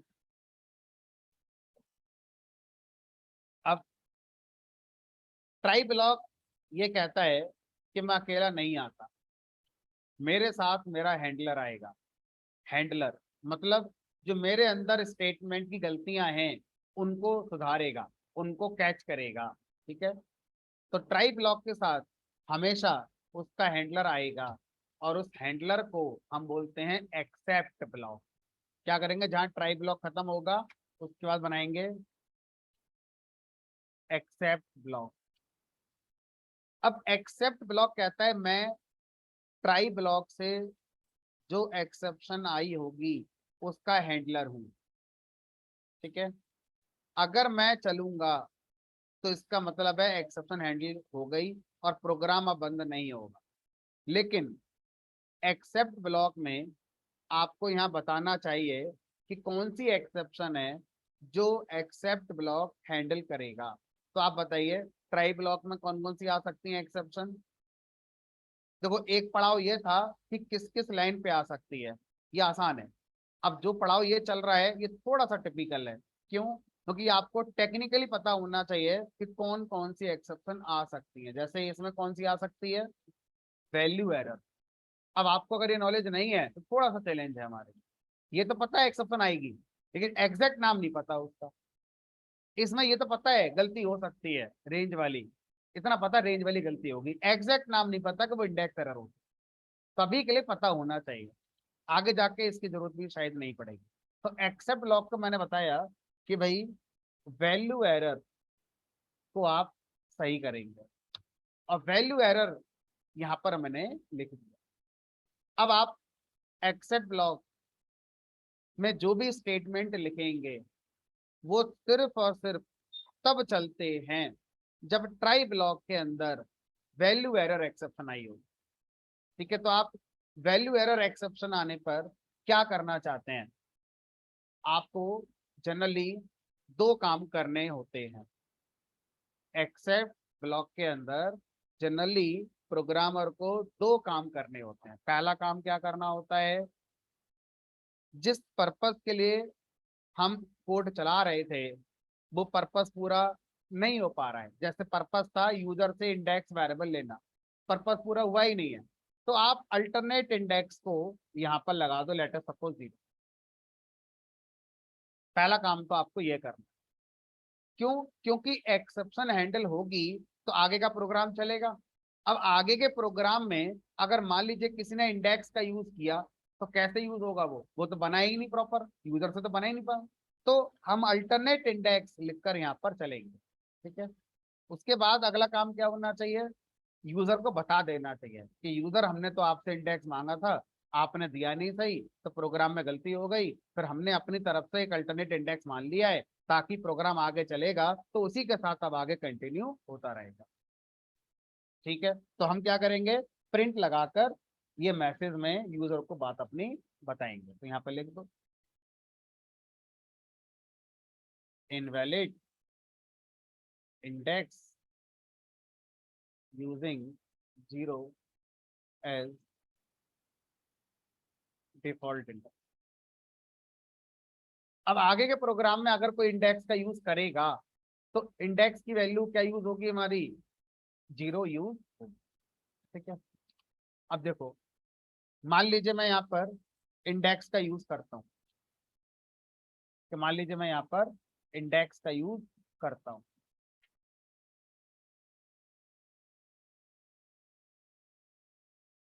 अब मैंने यहाँ पर लिख दिया मान लीजिए 5। जैसे कोड चलेगा कौन सी इंडेक्स आएगा हमारा, यहाँ तो सब कुछ सही है, कोई एरर नहीं आएगी। लेकिन यहाँ पर क्या है, यहाँ पर क्या बनेगी हमारी, इंडेक्स एरर बनेगी। तो इंडेक्स एरर की एक्सेप्शन को क्या आपका एक्सेप्ट ब्लॉक हैंडल कर रहा है? नहीं, आपका एक्सेप्ट ब्लॉक कैसे हैंडल कर रहा है? तो अब क्या करें, हमने कहा कुछ नहीं होगा, प्रोग्राम खत्म, इंडेक्स एरर प्रोग्राम खत्म। क्योंकि आपका एक्सेप्ट ब्लॉक किसको समझेगा, सिर्फ वैल्यू एरर को। अब आप लिखो एबीसी। अब जो एक्सेप्शन आएगी वो ये वाली आएगी, कौन सी, वैल्यू एरर, और मेरा एक्सेप्ट ब्लॉक वैल्यू एरर को हैंडल करेगा।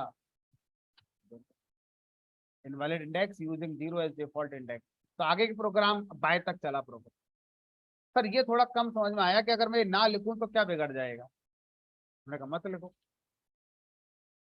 अब यहाँ पर मैंने लिख दिया कुछ भी, तो इस लाइन पर क्या बन गई मेरी एक्सेप्शन। ये उससे सही कर रहा है, उसने सिर्फ मैसेज दे दिया कि आपने अलग से इनबैक्स दिया था, मैं कुछ यूज ही नहीं कर रहा, बस इतना लिखकर छोड़ दिया। और मैं सोच रहा हूँ प्रोग्राम आगे बढ़ेगा, डेफिनेटली आगे बढ़ेगा, बिल्कुल आगे बढ़ेगा। लेकिन आगे प्रोग्राम के किसी स्टेटमेंट में अगर इंडेक्स वेरिएबल का इस्तेमाल हो गया तो कहां से लाओगे इसकी वैल्यू, क्योंकि बन तो पाए नहीं प्रॉपर। ठीक है, तो अब हो सकता है यहाँ फिर से एक एक्सेप्शन बन जाए।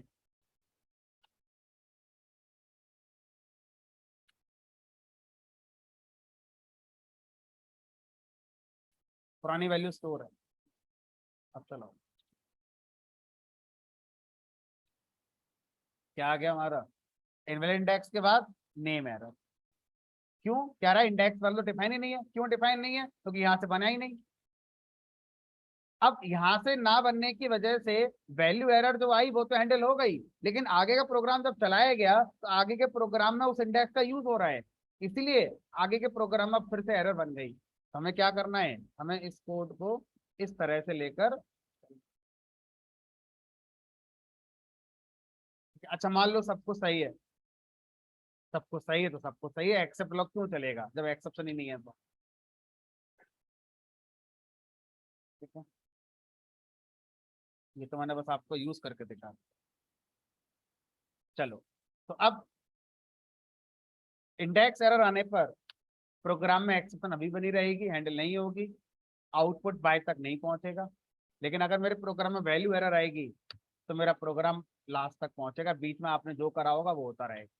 ठीक है, अब ये बताइए, मैं तो दोनों को हैंडल करना चाहता हूँ, तो हमें 4 तरीके दिए गए। पहला तरीका, आप ट्राई ब्लॉक में अगर आपको लगता है एक से ज्यादा एक्सेप्शन आ सकती हैं, उनको हैंडल करना चाहते हो, तो एक्सेप्ट ब्लॉक में एक टपल के अंदर उन सबको लिख दो। इंडेक्स एरर आ सकती है, वैल्यू एरर आ सकती है, और जितनी आ सकती है सब लिख देना है सर। हो गया, मैंने बस। अब कोई सी भी आए, कोई सी का मतलब जो मैंने एक्सेप्ट ब्लॉक की टपल में लिखी है उनमें से कोई सी भी आए, अब वो एक्सेप्ट ब्लॉक हैंडल करेगा, कोई सी भी। ठीक है, तो अब एक्सेप्ट ब्लॉक इन दोनों एक्सेप्शन को, या जितने भी आप इस टपल में लिखेंगे उन सबको हैंडल करेगा। अब हैंडल कैसे करवा रहे हो वो आप देखो, तो मैंने तो अल्टरनेट इंडेक्स वैल्यू 0 करके हैंडल करा दिया।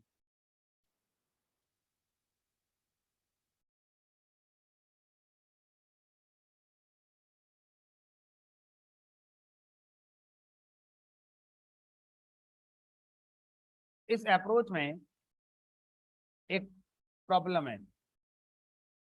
क्या प्रॉब्लम है, कि अगर मैं दोनों एक्सेप्शन को अलग अलग तरीके से हैंडल करना चाहता हूं, मैं चाहता हूं वैल्यू एरर आए तो अलग तरीके से मैं उसे डील करूंगा, और इंडेक्स एरर आएगी तो उसे अलग तरीके से डील करूंगा, तो मैं कैसे कर पाऊंगा, तो नहीं कर पाएंगे। तो मुझे क्या ऑप्शन दिया गया, कि आप एक ट्राई ब्लॉक के 2 एक्सेप्ट ब्लॉक, 3 एक्सेप्ट ब्लॉक, जितने चाहें उतने बना सकते। तो एक बनाया मैंने वैल्यू एरर का,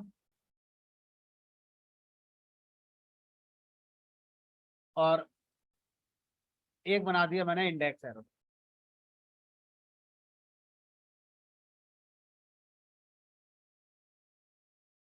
अब दोनों कोड अलग अलग तरीके से डील हो रहे हैं। दैट मीन्स वैल्यू एरर आने पर मैं ये वाला कोड रन कराऊंगा, इंडेक्स वैल्यू 0 मानकर आगे बढ़ूंगा, और इंडेक्स एरर आने पर मैं -1 मानकर आगे बढ़ूंगा। इस वाली अप्रोच में ये आप नहीं कर पाएंगे, क्योंकि दोनों के लिए सेम हमारा कोड एग्जीक्यूट होगा हैंडलिंग वाला। यहाँ पर दोनों को अलग अलग हैंडलिंग के सॉल्यूशन दिए गए हैं। कुछ नहीं हुआ, सबको सही है तो सबको सही है, फिर दोनों में से कोई नहीं चलेगा। ठीक है, और अगर वैल्यू एरर आएगी तो वैल्यू एरर वाला चलेगा, इनवैलिड इंडेक्स।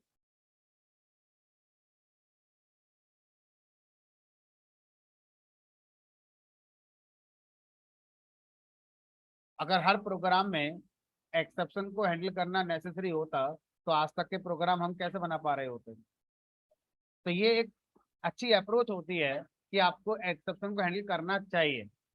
ऐसा रूल नहीं होता है, क्योंकि रूल होता तो पहले दिन से हम पढ़ रहे होते इसे। क्योंकि पहले प्रोग्राम में कई गलतियां करी होंगी इस तरह की हमने जाने अनजाने में, जो एक्सेप्शन नहीं होंगे, है ना।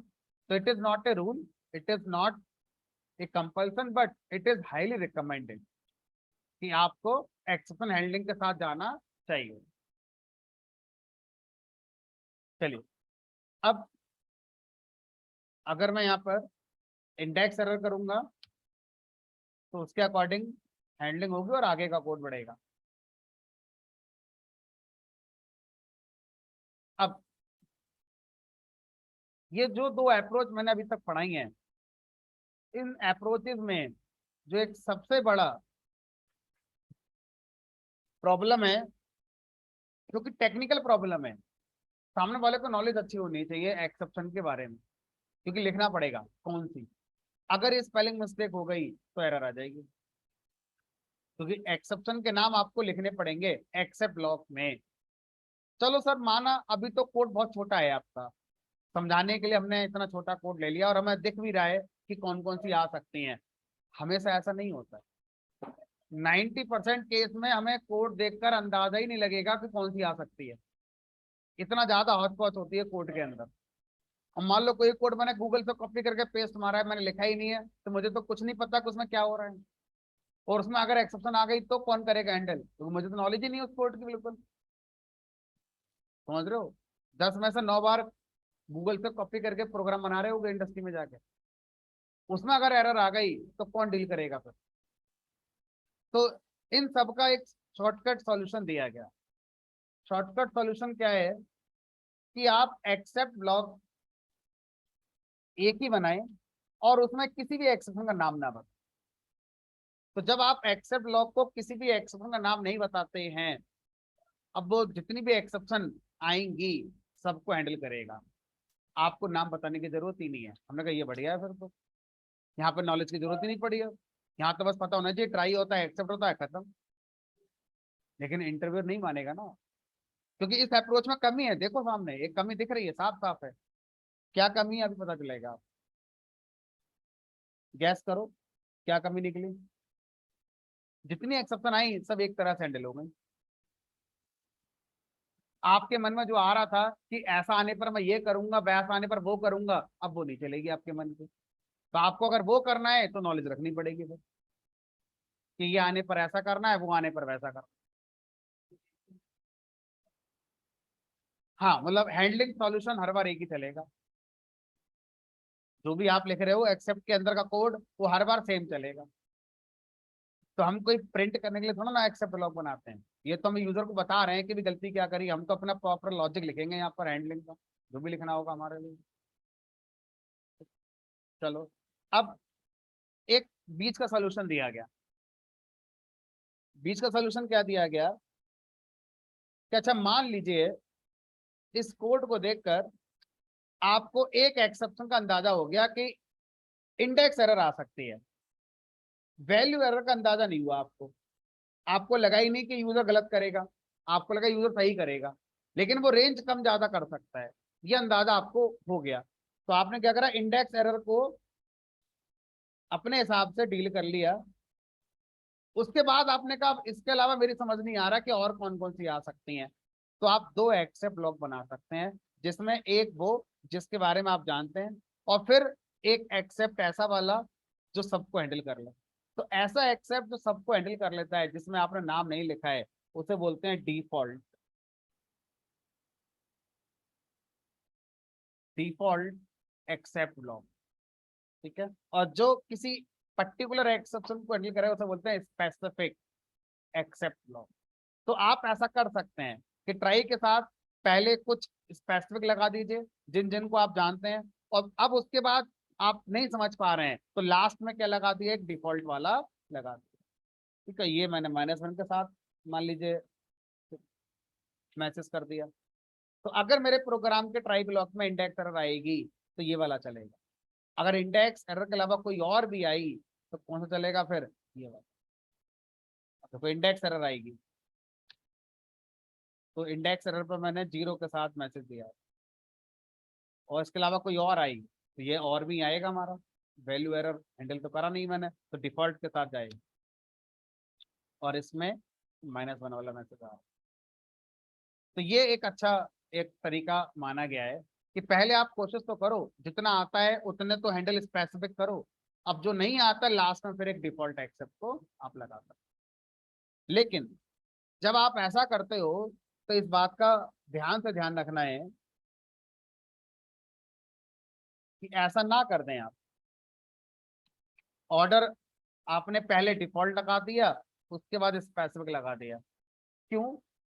क्योंकि जब ट्राई ब्लॉक से एक्सेप्शन आती है तो जो सबसे पहला वाला एक्सेप्ट होता है सबसे पहले उसे प्रायोरिटी दी जाती है कि वो हैंडल कर पाएगा कि नहीं। अगर वो कर पाएगा तो आगे के एक्सेप्ट ब्लॉक नहीं चलेंगे, ठीक है। और अगर पहला वाला नहीं कर पाया तो दूसरे वाले को मौका मिलेगा, वो कर लेगा तो आगे के किसी को मौका नहीं मिलेगा, सब इग्नोर हो जाएंगे। और अगर वो नहीं कर पाए तो तीसरा, कोई नहीं कर पाया तो प्रोग्राम खत्म बीच में ही, क्योंकि एक्सेप्शन आई हैंडल हो ही नहीं रही, ठीक है। तो अब अगर आपने ऐसा कर दिया तो ये बताओ, फिर तो सर ट्राई ब्लॉक में कोई सी एक्सेप्शन आए सबसे पहले इसी को मौका मिलेगा, और ये तो सबको हैंडल कर ही लेगा, तो फिर ये कब चलेगा? फिर तो कभी नहीं चलेगा ये। तो फिर लिखने का फायदा ही क्या है, कभी चलेगा ही नहीं, तो क्लियर हो गया कभी नहीं चलेगा ये। अब ये इन्होंने क्या बता दी, एरर, कि भाई एक्सेप्ट मस्ट बी। तो इस बात को ध्यान रखेंगे कि जो एक्सेप्ट ब्लॉक डिफॉल्ट वाला है वो हमारा लास्ट में होना चाहिए। इतना जानने के बाद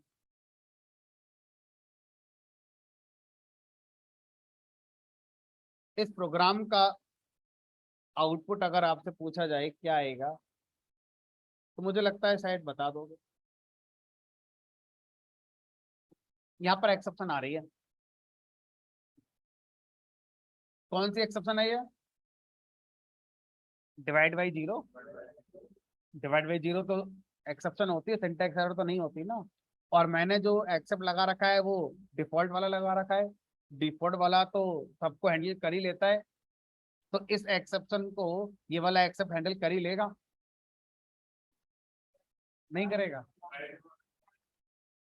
है ना। चलो, तो यही मुझे इसमें ध्यान से आपको समझाना था कि ये एक्सेप्शन यहाँ से हैंडल नहीं होगी, प्रोग्राम बंद हो जाएगा जीरो डिवीजन एरर देकर। अब जिन लोगों को समझ में नहीं आया उनसे पहले क्वेश्चन बनेगा कि जब एक्सेप्शन आई और डिफॉल्ट एक्सेप्ट लगा हुआ है, ये तो कोई सी एक्सेप्शन हैंडल करेगा, तो करी क्यों नहीं? तो आंसर समझेंगे। एक्सेप्ट ब्लॉक सिर्फ अपने ट्राई ब्लॉक में जो एक्सेप्शन आती हैं उनको हैंडल करता है, पूरे प्रोग्राम का नहीं। अगर पूरे प्रोग्राम के एक्सेप्शन को एक्सेप्ट ब्लॉक हैंडल करता तो सोचो ट्राई ब्लॉक ही क्यों बना रहे हैं फिर हम। फिर तो ऐसे लिख दो, कहीं भी आएगी हैंडल कर लेगा ये, क्या दिक्कत है बताओ।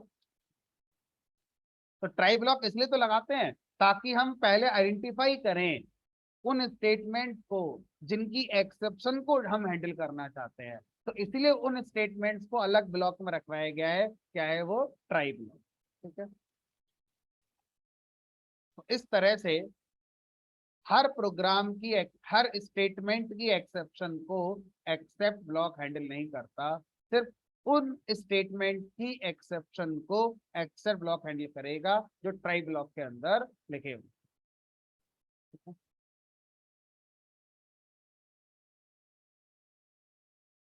अब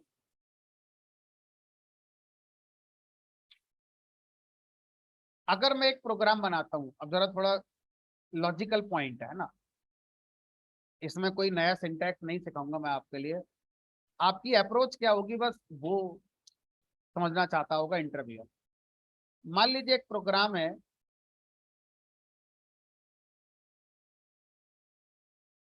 अब मुझे लग रहा है इस प्रोग्राम में एक्सेप्शन आती रहती है, बीच बीच में ऐसा कोड लिखा हुआ है एक्सेप्शन आती रहेंगी, तो क्या मेरा ऐसा सोचना सही है कि लाइन नंबर 1 पे ट्राई ब्लॉक लगा देते हैं और पूरा प्रोग्राम ट्राई ब्लॉक के अंदर डाल देते हैं और लास्ट में एक्सेप्ट ब्लॉक लगा देते हैं?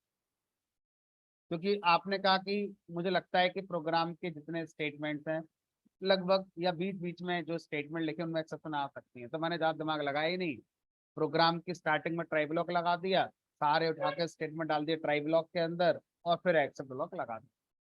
क्या मेरा ऐसा सोचना सही होगा या नहीं होगा? एक तरीके से सही लग रहा है कि आप क्यों इतना दिमाग लगा रहे हो कि पहले ढूंढो कौन कौन से स्टेटमेंट है जिनमें एक्सेप्शन आ सकती है। ढूंढ नहीं किया, लाइन नंबर उन पर लगा दो ट्राई ब्लॉक, सारे कवर हो गए उसमें अपने आप। तो इनिशियल फेज में तो ये मुझे सही लग रहा है, लेकिन अब मैं कुछ आपको करके दिखाऊंगा, फिर आप शायद आपका जवाब कुछ और हो जाएगा। तो मैंने यहाँ पर लिखा प्रिंट अपना वही है, ट्राई ब्लॉक लगा दिया, ट्राई ब्लॉक में एक डेफिनेट एक्सेप्शन डाल दी, आएगी आएगी, क्योंकि मेरा मकसद इस वाली अप्रोच को लेकर आपको कुछ समझाना है।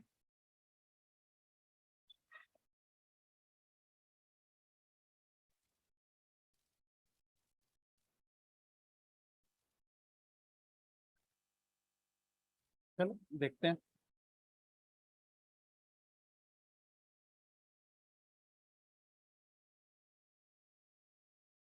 ये प्रोग्राम हमें काफी कुछ सिखाकर जाएगा। छोटा सा प्रोग्राम है, आउटपुट में ही आएगा प्रोग्राम चलाते, डेफिनेट है, यहाँ से एक्सेप्शन बनेगी डेफिनेट है। ठीक है, अब सारा खेल यहीं पर है कि इसके बाद आप क्या सोचते हो। पहला, हेलो चलेगा? अगर हेलो चला दिया, अगर आपने हेलो चला दिया, तो फिर एक्सेप्शन का मतलब क्या रहेगा? उसकी तो वैल्यू नहीं है, कोई प्रोग्राम तो फिर आगे चल रहा है नॉर्मली। भाई अगर इसमें एक्सेप्शन है फिर भी आप करो हेलो चलेगा, तो एक्सेप्शन की वैल्यू कहाँ रहेगी फिर? तो इसका मतलब हेलो नहीं चलेगा। फिर कंट्रोल कहाँ जाएगा? सीधा एक्सेप्ट ब्लॉक के पास जाएगा, और एक्सेप्ट ब्लॉक के स्टेटमेंट चलेंगे। और फिर से सोचने लगे कि अब क्या होगा। अरे वापस कुछ नहीं है, वापस नहीं जाएगा, आगे बढ़ेगा।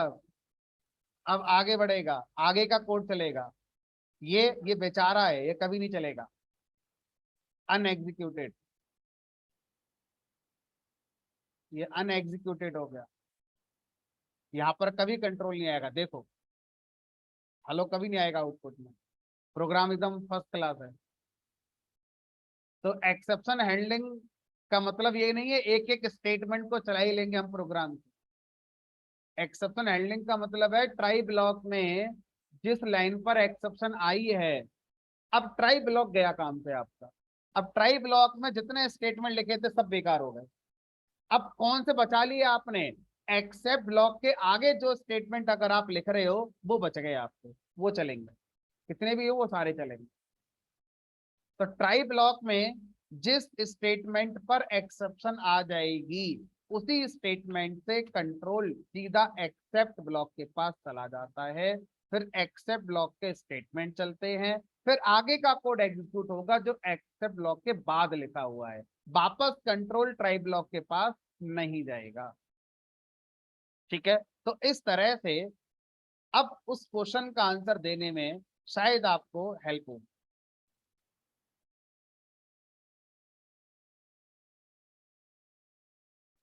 प्रोग्राम है, प्रोग्राम में बहुत सारे स्टेटमेंट्स की भीड़ लगी हुई है। मैंने ट्राई ब्लॉक लाइन नंबर 1 पे डाल दिया और सारा का सारा कोड उठा कर डाल दिया ट्राई ब्लॉक में। अब मेरी अप्रोच गलत है, ये क्यों गलत है वो समझ लीजिए। मान लीजिए इस लाइन पर एक्सेप्शन आ गई, क्या होगा? कंट्रोल इमीडिएटली यहां से कहाँ चला जाएगा? एक्सेप्ट, यहाँ का कोड चलेगा, फिर आगे के स्टेटमेंट चलेंगे। ये जो आपने यहाँ पे भीड़ लगा रखी थी किसी काम की नहीं रही है। तो ट्राई ब्लॉक के अंदर ऐसा नहीं करना चाहिए कि पूरे प्रोग्राम के स्टेटमेंट को ढूंढ ढूंढ के आपने ट्राई ब्लॉक में लिख दिया। क्यों? क्योंकि उसमें गलती होने के चांस थे। तो सर फिर अप्रोच क्या रखें? ये तो बड़ी दिक्कत होगी हमारे लिए। फिर ऐसे मान लो एक प्रोग्राम में 5 स्टेटमेंट ऐसे हैं जिनमें एक्सेप्शन आ सकती है, तो क्या 5 को उठा के ट्राई ब्लॉक बना लिखूं फिर मैं? या आप ये कह रहे हैं कि 5 अलग अलग ट्राई ब्लॉक बनाओ, एक ट्राई में एक स्टेटमेंट, दूसरा ट्राई में दूसरा स्टेटमेंट? ऐसे तो पूरे प्रोग्राम पता नहीं कितने ट्राई हो जाएंगे हमारे। तो सही अप्रोच क्या होगी इस काम को करने की? अब सही अप्रोच क्या है उसको ध्यान से समझेंगे। अगेन मैंने बोला लॉजिकल कॉन्सेप्ट है, इसमें कोई नया सिंटैक्स नहीं आ रहा है, इसमें सोचना है हमारे लिए। ठीक है, तो कॉन्सेप्ट ये कहता है कि एक ट्राई ब्लॉक में, चलो एक एग्जांपल से बताऊंगा। मान लीजिए ये 4 लाइन का वो कोड था जो यूट्यूब से वीडियो डाउनलोड कर रहा है।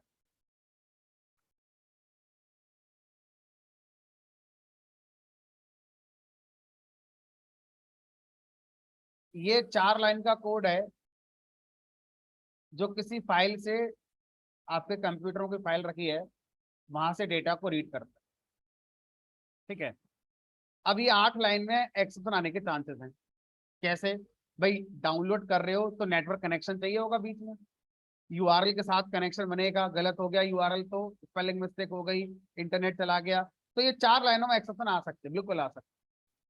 अब सर फाइल हैंडलिंग का प्रोग्राम है, जिस फाइल को आप ओपन करेंगे, जिस फाइल से आप पढ़ना चाहते हैं फाइल नहीं मिली तो गलती तो यहाँ भी आ सकती है। तो इन 8वां स्टेटमेंट में गलती है। अगर मेरी अप्रोच ये हुई कि सर एक ट्राई ब्लॉक बनाएंगे और 8वां स्टेटमेंट इसी में डाल देंगे, फिर एक्सेप्ट ब्लॉक लगाएंगे, तो गलत अप्रोच होगी मेरी। क्यों गलत होगी, समझ में आ गया होगा।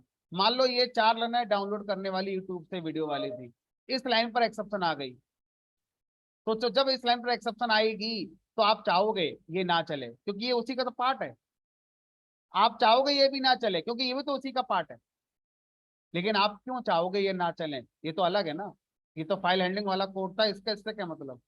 लेकिन हमारी जो अप्रोच है, जो हम सोच रहे हैं, उसकी वजह से एक्सेप्शन आते ही कंट्रोल कहाँ जाएगा, एक्सेप्ट लो। तो अब सही अप्रोच क्या रही, एक टाइप के लॉजिक का एक ट्राई ब्लॉक और उसका अपना एक्सेप्ट, दूसरे टाइप के लॉजिक का अपना ट्राई ब्लॉक और उसका अपना एक्सेप्ट। अगर इसमें गलती आएगी यहाँ पर, तो हम चाहते हैं, जानबूझकर हम चाहते हैं ये दोनों तीनों ना चलें, क्योंकि ये तीनों इस पर रिलेटेड हैं। क्योंकि ये कनेक्शन बनाएगा, तब अगला वाला डाउनलोड करेगा, तब उससे अगला वाला कुछ और करेगा। ठीक है, बट अगर यहाँ पर एक्सेप्शन आ गई तो एक्सेप्ट ब्लॉक में कंट्रोल आएगा, बट ये तो आगे चलेगा, तो ये चलेगा। तो इस तरह से हम कैसे डिसाइड करते हैं कि एक प्रोग्राम में कितने ट्राई ब्लॉक होने चाहिए। ऐसा नहीं है कि एक ही ट्राई ब्लॉक में पूरा प्रोग्राम लिख दिया, और ऐसा भी नहीं है कि हर एक लाइन का अपना अपना ट्राई ब्लॉक बना दिया। एक लॉजिक का एक ट्राई ब्लॉक होता है, एक लॉजिक में 4 लाइन का इस्तेमाल होगा, 40 का हो, 50 का हो, 2 का हो, 10 का हो, वो सारी लाइनें जो एक लॉजिक के लिए बनाई गई हैं, उनको एक ट्राई ब्लॉक के अंदर लिखना चाहिए। ये इसकी एक सही अप्रोच होती है। ठीक है, चलिए तो कैसे प्रोग्राम में ट्राई एक्सेप्ट का यूज करते हैं, उसकी अप्रोच क्या है, ये हमारी समझ में आ जाती है। ट्राई हो गया, एक्सेप्ट हो गया, अब एक आता है हमारा जिसका नाम है फाइनली ब्लॉक। अब फाइनली ब्लॉक क्या होता है इसकी बात करते हैं।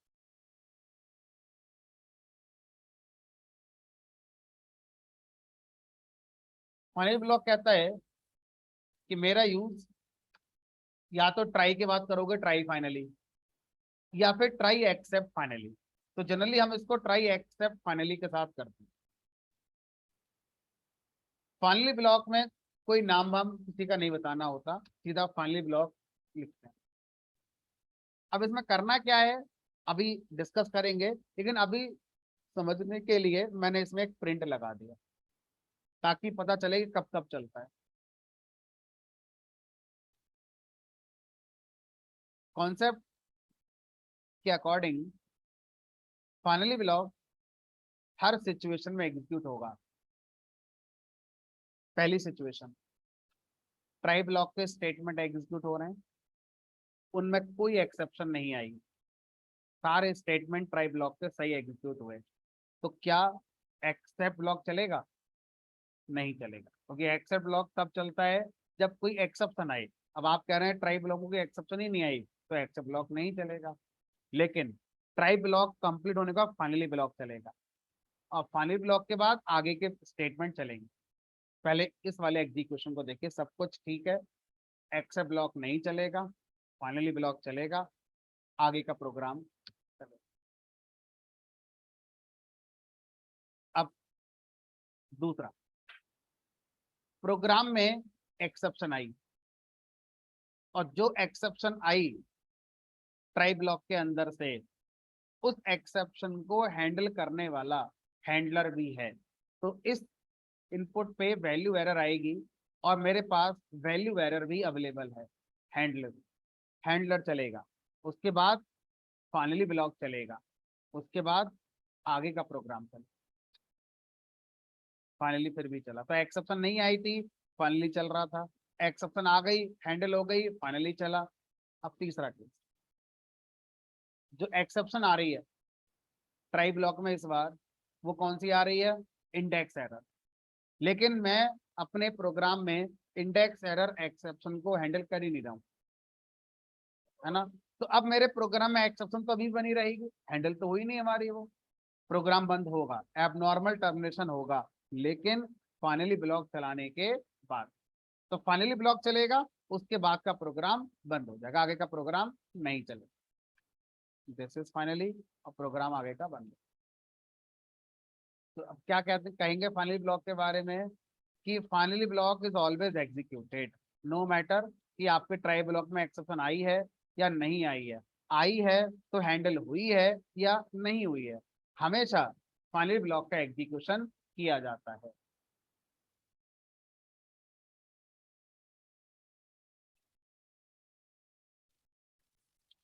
तो अगर आप ऐसा कहेंगे, दिख भी रहा है, कहना क्या दिख रहा है कि फाइनली ब्लॉक हमेशा चला ही चला है, चाहे एक्सेप्शन आई है नहीं आई है, हैंडल हो गई है नहीं हो गई है, फर्क नहीं पड़ता।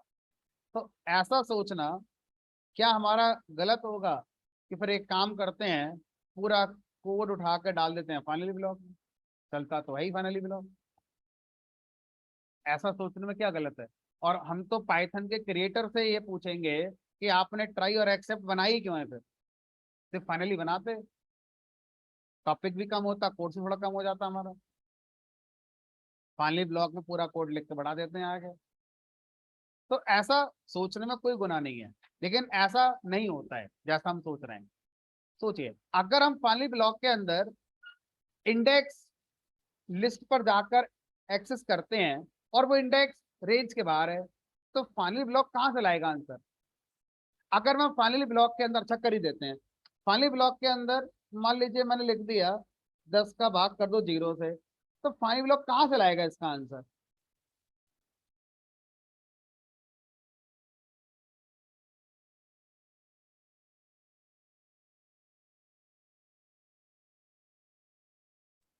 तो अब चलाओगे फाइनली इस लाइन के बाद? नहीं चलेगा।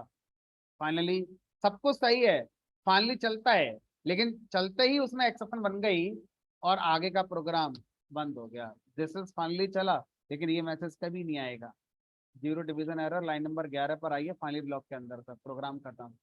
तो फाइनली ब्लॉक ये कह रहा है कि मुझे मौका मिलेगा, इस बात की गारंटी है, लेकिन मेरे अंदर जो लिखा हुआ है अगर वो सही लिखा हुआ है तो मौके का फायदा आपने उठा लिया, और अगर मेरे अंदर जो कोड आपने लिखा है उसमें कुछ कमी है तो आप मौके का फायदा नहीं उठा पा रहे हो, आपकी अप्रोच गलत है। फिर फाइनली ब्लॉक के अंदर हमें वो स्टेटमेंट लिखने चाहिए जो हम श्योर थे कि भाई ये चलेंगे तो एक्सेप्शन नहीं आएगी और इनको चलाना जरूरी है। तो ऐसे कोड को फाइनली ब्लॉक में लिखा जाता है। लेकिन आपने अगर फाइनली ब्लॉक में ऐसा कोड लिख दिया जिसमें एक्सेप्शन आ सकती है, तो फाइनली ब्लॉक उसमें कुछ नहीं करेगा, एक्सेप्शन आएगी और फाइनली ब्लॉक बंद हो जाएगा, प्रोग्राम बंद हो जाएगा।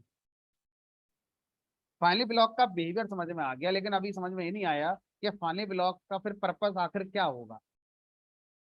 भाई ये चलता जरूर है, ये समझ में आ रहा है, लेकिन ये पूरा चलेगा ये तो डिपेंड करेगा इसके अंदर क्या लिख रहेगा।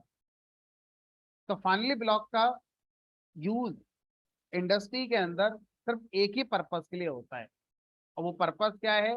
रिसोर्स को फ्री करना। रिसोर्स को फ्री करना। कौन सा रिसोर्स? जो आपने ट्राई ब्लॉक के अंदर ओपन किया था उसको अगर आपने फ्री करना है तो आप उसका कोड कहाँ लिख कर आएंगे? फाइनली ब्लॉक के अंदर लिख कर आएंगे। एक एग्जाम्पल के साथ मैं समझाऊंगा, 2-3 एग्जाम्पल ले लेते हैं। जैसे मान लीजिए फाइल हैंडलिंग हम पढ़ते हैं, तो फाइल हैंडलिंग में एक फाइल ओपन करते हैं, तो फाइल ओपन करने वाला कोड कहाँ लिखो? ट्राई के अंदर। और फाइल को क्लोज करना होता है तो क्लोज करने वाला कोड कहाँ लिखोगे? फाइनली ब्लॉक के। तो सी में आपने फाइल हैंडलिंग में F open F close function पढ़े होंगे। अगर उसके साथ में रिलेट कर दूं तो एफ ओपन यहाँ लिखोगे और एफ क्लोज को कहाँ लिखना चाहिए आपको, फाइनली ब्लॉक के अंदर लिखना चाहिए। अच्छा मान लीजिए मैंने फाइल हैंडलिंग नहीं पढ़ी है, मैं सी वाली भूल गया, तो सी में क्या होता था।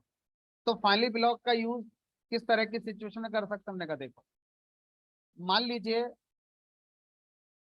आपके पास एक प्रोग्राम है, इस प्रोग्राम में एक कोड लिखा हुआ है और वो कोड रन होने के लिए 40 GB की रैम चाहिए। 40 GB की हार्ड डिस्क नहीं, 40 GB की रैम चाहिए।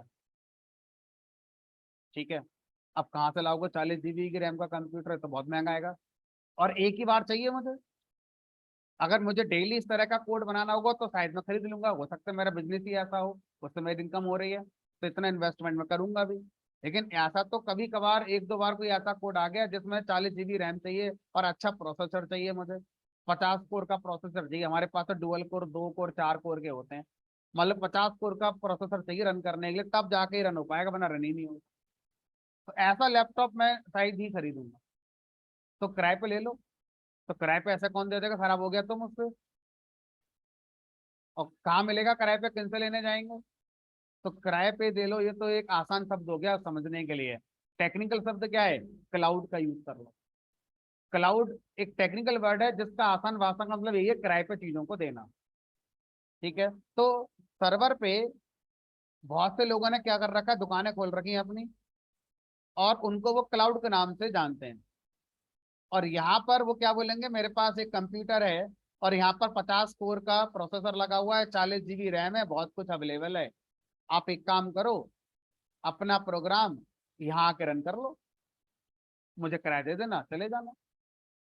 तो मेरा भी फायदा हो गया, मुझे पूरा पैसा नहीं देना पड़ेगा। अब इसका फायदा क्या हुआ, इसने बिजनेस कर लिया, ये ऐसा सबसे बोलेगा जितने लोग हैं। तो ये इन्वेस्टमेंट कर रहा है, कमाई कर रहा है अपनी। तो कितना किराया लगेगा, हमने कहा मान के चलो मिनिमम किराया होता है 1 घंटे का $1, 1 घंटे का $1, मतलब मोटा मोटा मान लो 80 रुपये घंटा। तो अगर आप 3 घंटे अपना प्रोग्राम सर्वर कंप्यूटर पे इतने हैवी रिसोर्स के साथ चलाएंगे तो आपका 250 रुपये होगा मोटा मोटा 3 घंटे का। बस इतना ही खर्चा आएगा आपका। सर एक बार में पूरा मैंने जो प्रोग्राम लिखा उसमें कमियां आ रही है, मैं सही कर रहा हूँ, उससे मतलब नहीं होता। आप पहले सोच लो अच्छे से सब कुछ सही है कि नहीं है। जितनी बार चलाओगे कंप्यूटर उसका, वो अपना मीटर घूमता रहेगा उसका। 1 घंटा $1 का मिनिमम चार्ज है ये। किसी भी क्लाउड कंप्यूटर का यूज करने का मिनिमम चार्ज ये होता है। अब आप बोलो सर कहाँ से काटेगा पैसे, तो जब आप अपना अकाउंट बनाओगे क्लाउड पे जाके तो आपसे पहले आपकी बैंक की डिटेल लेगा। और बहुत से क्लाउड वाले क्या कहते हैं, हो सकता है खाते में रुपए ही ना हो आपके, क्रेडिट कार्ड, वो को बोलेगा क्रेडिट कार्ड दो। उनके अपने कंडीशन हैं कुछ। बहुत से बैंक ये क्लाउड वाले क्या कहते हैं कि जो बैंक की इंफॉर्मेशन दे रहे हो उसमें मिनिमम 5,000 रुपये होने चाहिए, तभी आगे अकाउंट एक्टिवेट होगा, वरना होगा ही नहीं। तो मतलब आप किसी भी तरह से उन्हें फूल नहीं बना पाओ, कुल मिलाकर ये कहने का मतलब है। ठीक है, तो अब आपने क्या करा, सोचो। अब आपने अपना प्रोग्राम बनाया और अपने प्रोग्राम को आप उनके मशीन पर चला रहे हैं। अब आगे चलकर मान लीजिए यहाँ पर ये प्रोग्राम था 100 लाइन का। अब 100 लाइन में बीच की 4-5 लाइनें ऐसी हैं जिनको हैवी प्रोसेसिंग की जरूरत है। आगे के कोड को नॉर्मल कंप्यूटर मिल जाएगा तो भी काम हो जाएगा, कोई दिक्कत नहीं, ऐसा होता है। तो अब मैं क्या करूंगा, अब मैं इन 4 लाइनों को जब लिखूंगा तो पहले मैं क्लाउड मशीन जो हैवी वाली है उसको ओपन करूंगा कोडिंग के थ्रू। ओपन फंक्शन मान लीजिए कोई होता होगा जो मुझे क्लाउड में लॉगिन करा देगा। ठीक है, और उसके बाद जैसी 4 लाइनें पूरी हो जाएंगी, मेरी जिम्मेदारी है कि मैं उस मशीन को क्लोज करूंगा। क्या मुझे इतनी हैवी मशीन नहीं चाहिए, मेरा खर्चा बहुत आ रहा है। आगे का प्रोग्राम नॉर्मल कंप्यूटर पर चल जाएगा, 4 GB रैम पे भी चल जाएगा, मुझे इतना हैवी रिसोर्स की जरूरत नहीं चाहिए। अब सोचो, अगर गलती से आप ये क्लोज लगाना भूल गए तो जब तक ये प्रोग्राम चलेगा उतने ही हिसाब से आपका अमाउंट माइनस होता रहेगा आपके अकाउंट से। तो आप ये चाहते हैं कि सर ये गलती गलती से भी नहीं होनी चाहिए, पैसा आ गया ना यहाँ पर तो। तो अब आप क्या करोगे, ओपन करने वाला कोड ट्राई में लिखकर आ जाओगे और क्लोज करने वाला कोड किसमें लिखकर आओगे, फाइनली के अंदर। ये तो चलेगा ही चलेगा, कुछ भी हो जाए, मैं भूल भी जाऊं तब भी ये चलेगा फाइनली ब्लॉक। तो ऐसी सिचुएशन के लिए हम किसका यूज करते हैं, फाइनली ब्लॉक। रिसोर्स को फ्री करना है, यहाँ रिसोर्स कौन है, क्लाउड की मशीन। क्लाउड की मशीन को फ्री कर दिया मैंने। तो इस तरह से लोकल कंप्यूटर की बात करें तो फाइल को फ्री करना, डेटाबेस कनेक्शन फ्री करना, ठीक है। तो इस तरह की चीजें हमें अगर अपने प्रोग्राम में यूज करनी है तो फाइनली ब्लॉक में उनको फ्री कर देना चाहिए। फाइनली ब्लॉक ऑप्शनल होता है, जरूरी नहीं है कि हर कोई प्रोग्राम बनाएगा ट्राई के साथ तो उसे ऐसी चीजों की जरूरत पड़ेगी पड़ेगी। जिसको पड़ेगी वो फाइनली का इस्तेमाल करे, जिसको नहीं पड़ रही है फाइनली की जरूरत ही नहीं, ऑप्शनल है वो तो। ट्राई के साथ मैंडेटरी क्या है, एक्सेप्ट, तो वो आपको लगाना चाहिए, कोई वही तो हैंडलर है हमारा, ठीक है। चलिए, तो इस तरह से फाइनली ब्लॉक का अगर हम इंडस्ट्री पॉइंट ऑफ व्यू से यूसेज देखें तो इसका यूज प्रिंट करना नहीं है, मैसेज प्रिंट करना नहीं है, इसका यूज होता है कोई रिसोर्स जो ट्राई ब्लॉक में ओपन किया गया था उस रिसोर्स को क्लोज करना, फ्री करना, इस तरह के काम को करने के लिए फाइनली ब्लॉक का यूज किया जाता है, ठीक है। ट्राई हो गया, एक्सेप्ट हो गया, फाइनली हो गया। अब इन तीनों को अगर मैं एक डायग्राम से पिक्चर के थ्रू दिखाऊं तो आपके लिए थोड़ा सा समझना आसान हो जाएगा, ठीक है। देखो, ये होता है हमारा ट्राई।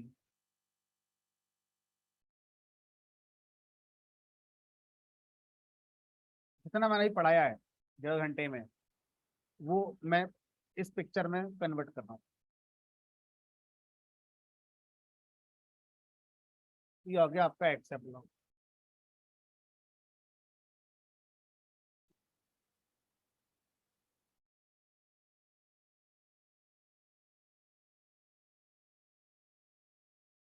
फाइनली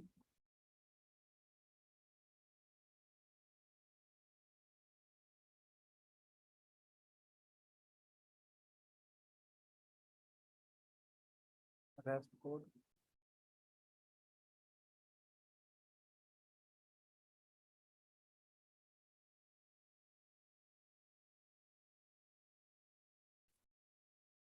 काम करेंगे। अब देखो, अगर ट्राई ब्लॉक में कोई एक्सेप्शन नहीं आई, ट्राई ब्लॉक में कोई एक्सेप्शन नहीं है, तो ट्राई ब्लॉक के बाद किसका एग्जीक्यूशन होगा, ट्राई ब्लॉक में कोई एक्सेप्शन नहीं है, सब कुछ सही है, तो क्या एक्सेप्ट ब्लॉक चलता है, नहीं, क्या चलेगा, फाइनली। फाइनली के बाद रेस्ट कोड, उसका प्रोग्राम बंद हो जाएगा, यही होगा हमारा। अब दूसरा केस, प्रोग्राम में ट्राई ब्लॉक में एक्सेप्शन आई और एक्सेप्ट ब्लॉक ने उसे हैंडल कर लिया, तो एक्सेप्ट ब्लॉक चलेगा। उसके बाद कौन चलेगा, फाइनली। उसके बाद आगे का प्रोग्राम चलेगा और उसका प्रोग्राम आपका बंद हो जाएगा,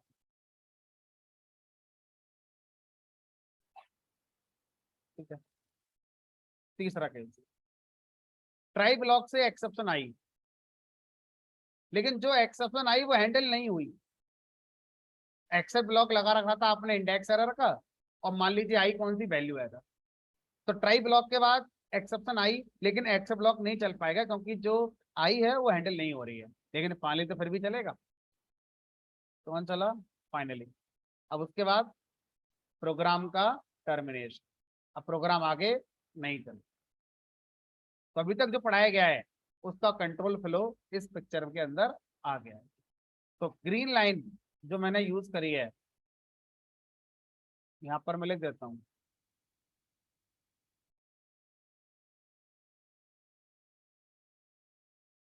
विदाउट एक्सेप्शन, ट्राई ब्लॉक बिना एक्सेप्शन के चलेगा, तो ऐसा होगा। और यहाँ पे लिखूंगा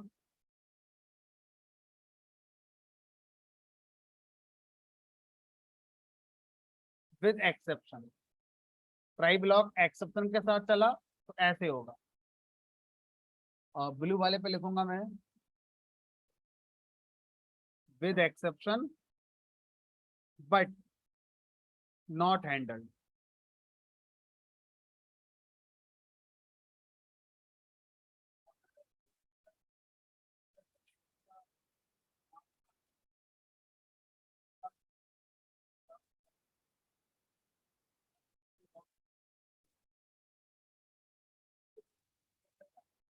हाँ तो बंद ही करेंगे, बस उस चीज में ये होगा कि प्रोग्राम जब हमारा फाइनली ब्लॉक से बंद होगा तो फाइनली ब्लॉक में आपको एक मीनिंगफुल मैसेज दे सकते हैं। हाँ, इनवैलिड यूआरएल या कुछ भी, या एक्सेप्ट ब्लॉक चलाओ, डिफॉल्ट वाला लगा दो। अब उसको कुछ कर तो पाओगे नहीं, तो यूजफुल एक मीनिंगफुल मैसेज एक्सेप्ट ब्लॉक से भी दे सकते हो उस केस में। और फाइनली में वो कनेक्शन क्लोज कर देना जो बनाया गया है।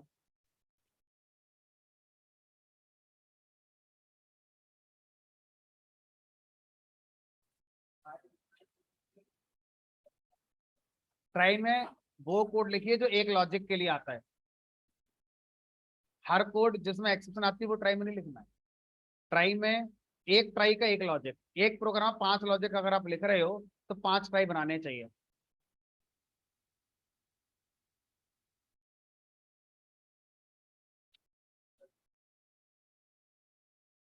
तो ऐसी लैंग्वेजेस जिसमें ये व्यवस्था ही नहीं है, उनके पास एक ही ऑप्शन है जो आप करो if else. C programming language topic नहीं होता है, तो सी प्रोग्रामिंग लैंग्वेज के प्रोग्रामर को इस कॉन्सेप्ट को इफ एल्स से ही मैनेज करना होता है। तो इफ एल्स टिपिकल हो जाता है, काफी लेंथी कोड हो जाता है, और आपको कई बार कुछ ऐसी एक्सेप्शन आएंगे जिनका इफ आप बना ही नहीं पाएंगे, जिनका इफ आप बना ही नहीं पाएंगे। तो ऑब्वियसली इसका एक लो लेवल पर अल्टरनेट इफ एल्स है कि आप जो भी हो रहा है पहले चेक करते चलो, सब कुछ सही है तभी कोड चलाओ, वरना चलाओ ही मत। तो ऐसा कर सकते हैं, और ऐसा किया जाता था जब ये टॉपिक था ही नहीं सी जैसी लैंग्वेज के पास। तो वहां पर जो प्रोग्रामर है वो आज भी इफ हेल्प पे हमारा डिपेंड करता है इस तरह की सिचुएशन को डील करने के लिए, लेकिन काफी लेंथी कोड हो जाता है वो।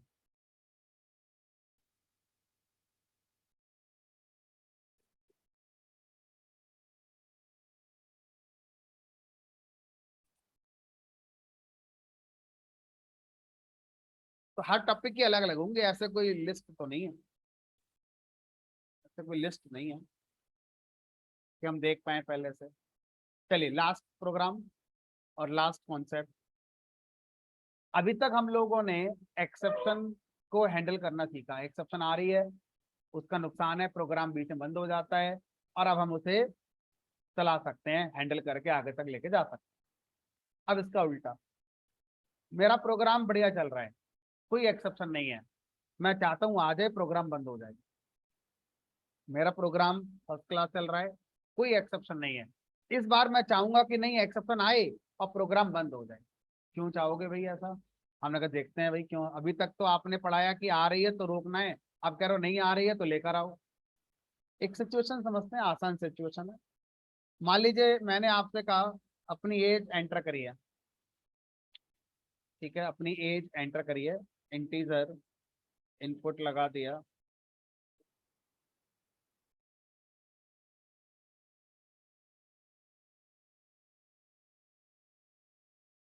Enter as. अब मेरा प्रोग्राम ये बताएगा कि 5 साल बाद आपकी एज कितनी हो जाएगी। बस छोटा सा कोड में लिख रहा हूँ, ठीक है। 5 साल बाद आपकी एज कितनी हो जाएगी, या आप अपना बर्थ ईयर बताओ, मैं बता दूंगा आज आप कितने साल के हो गए, है ना। तो कोई भी ऐसा छोटा मोटा प्रोग्राम मैं बना रहा हूँ।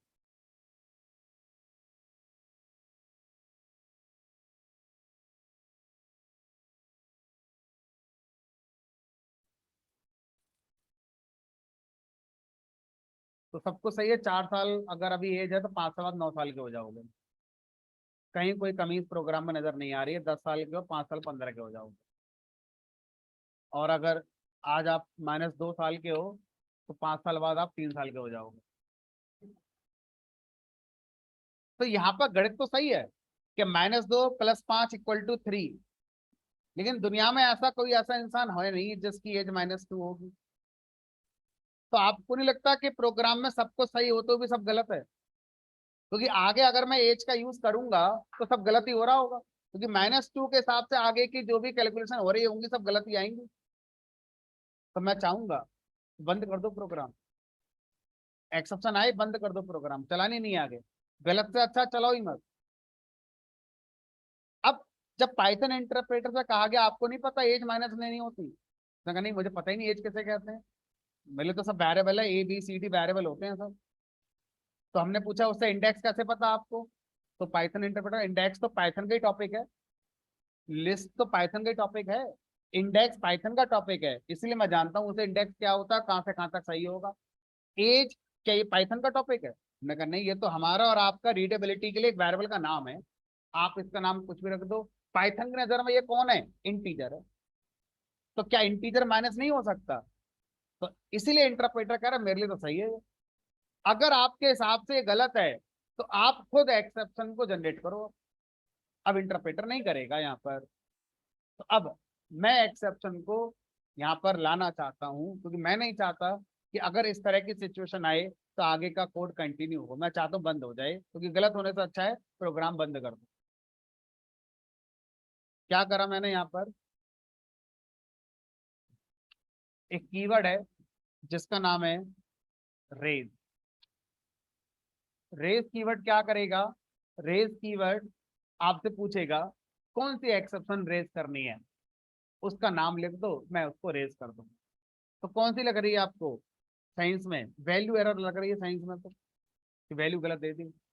तो रेज कीवर्ड जब भी प्रोग्राम में आता है वो आपसे एक एक्सेप्शन का नाम मांगेगा, और जो एक्सेप्शन का नाम आपने बताया है वो एक्सेप्शन मेरे प्रोग्राम में आ जाएगी, प्रोग्राम बंद हो जाएगा, उससे आगे नहीं चलेगा।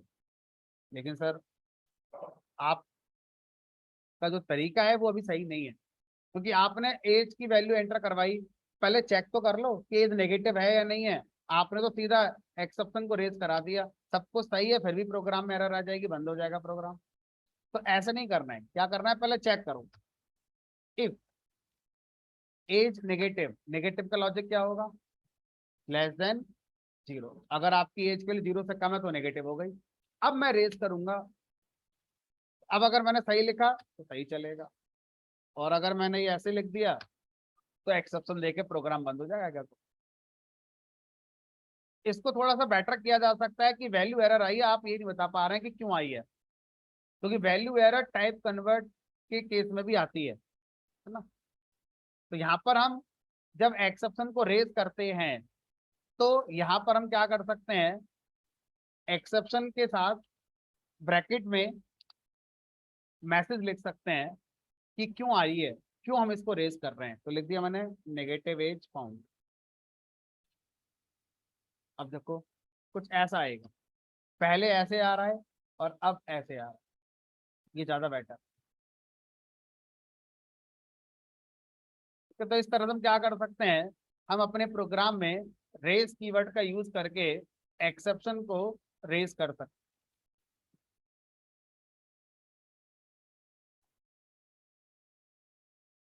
खत्म।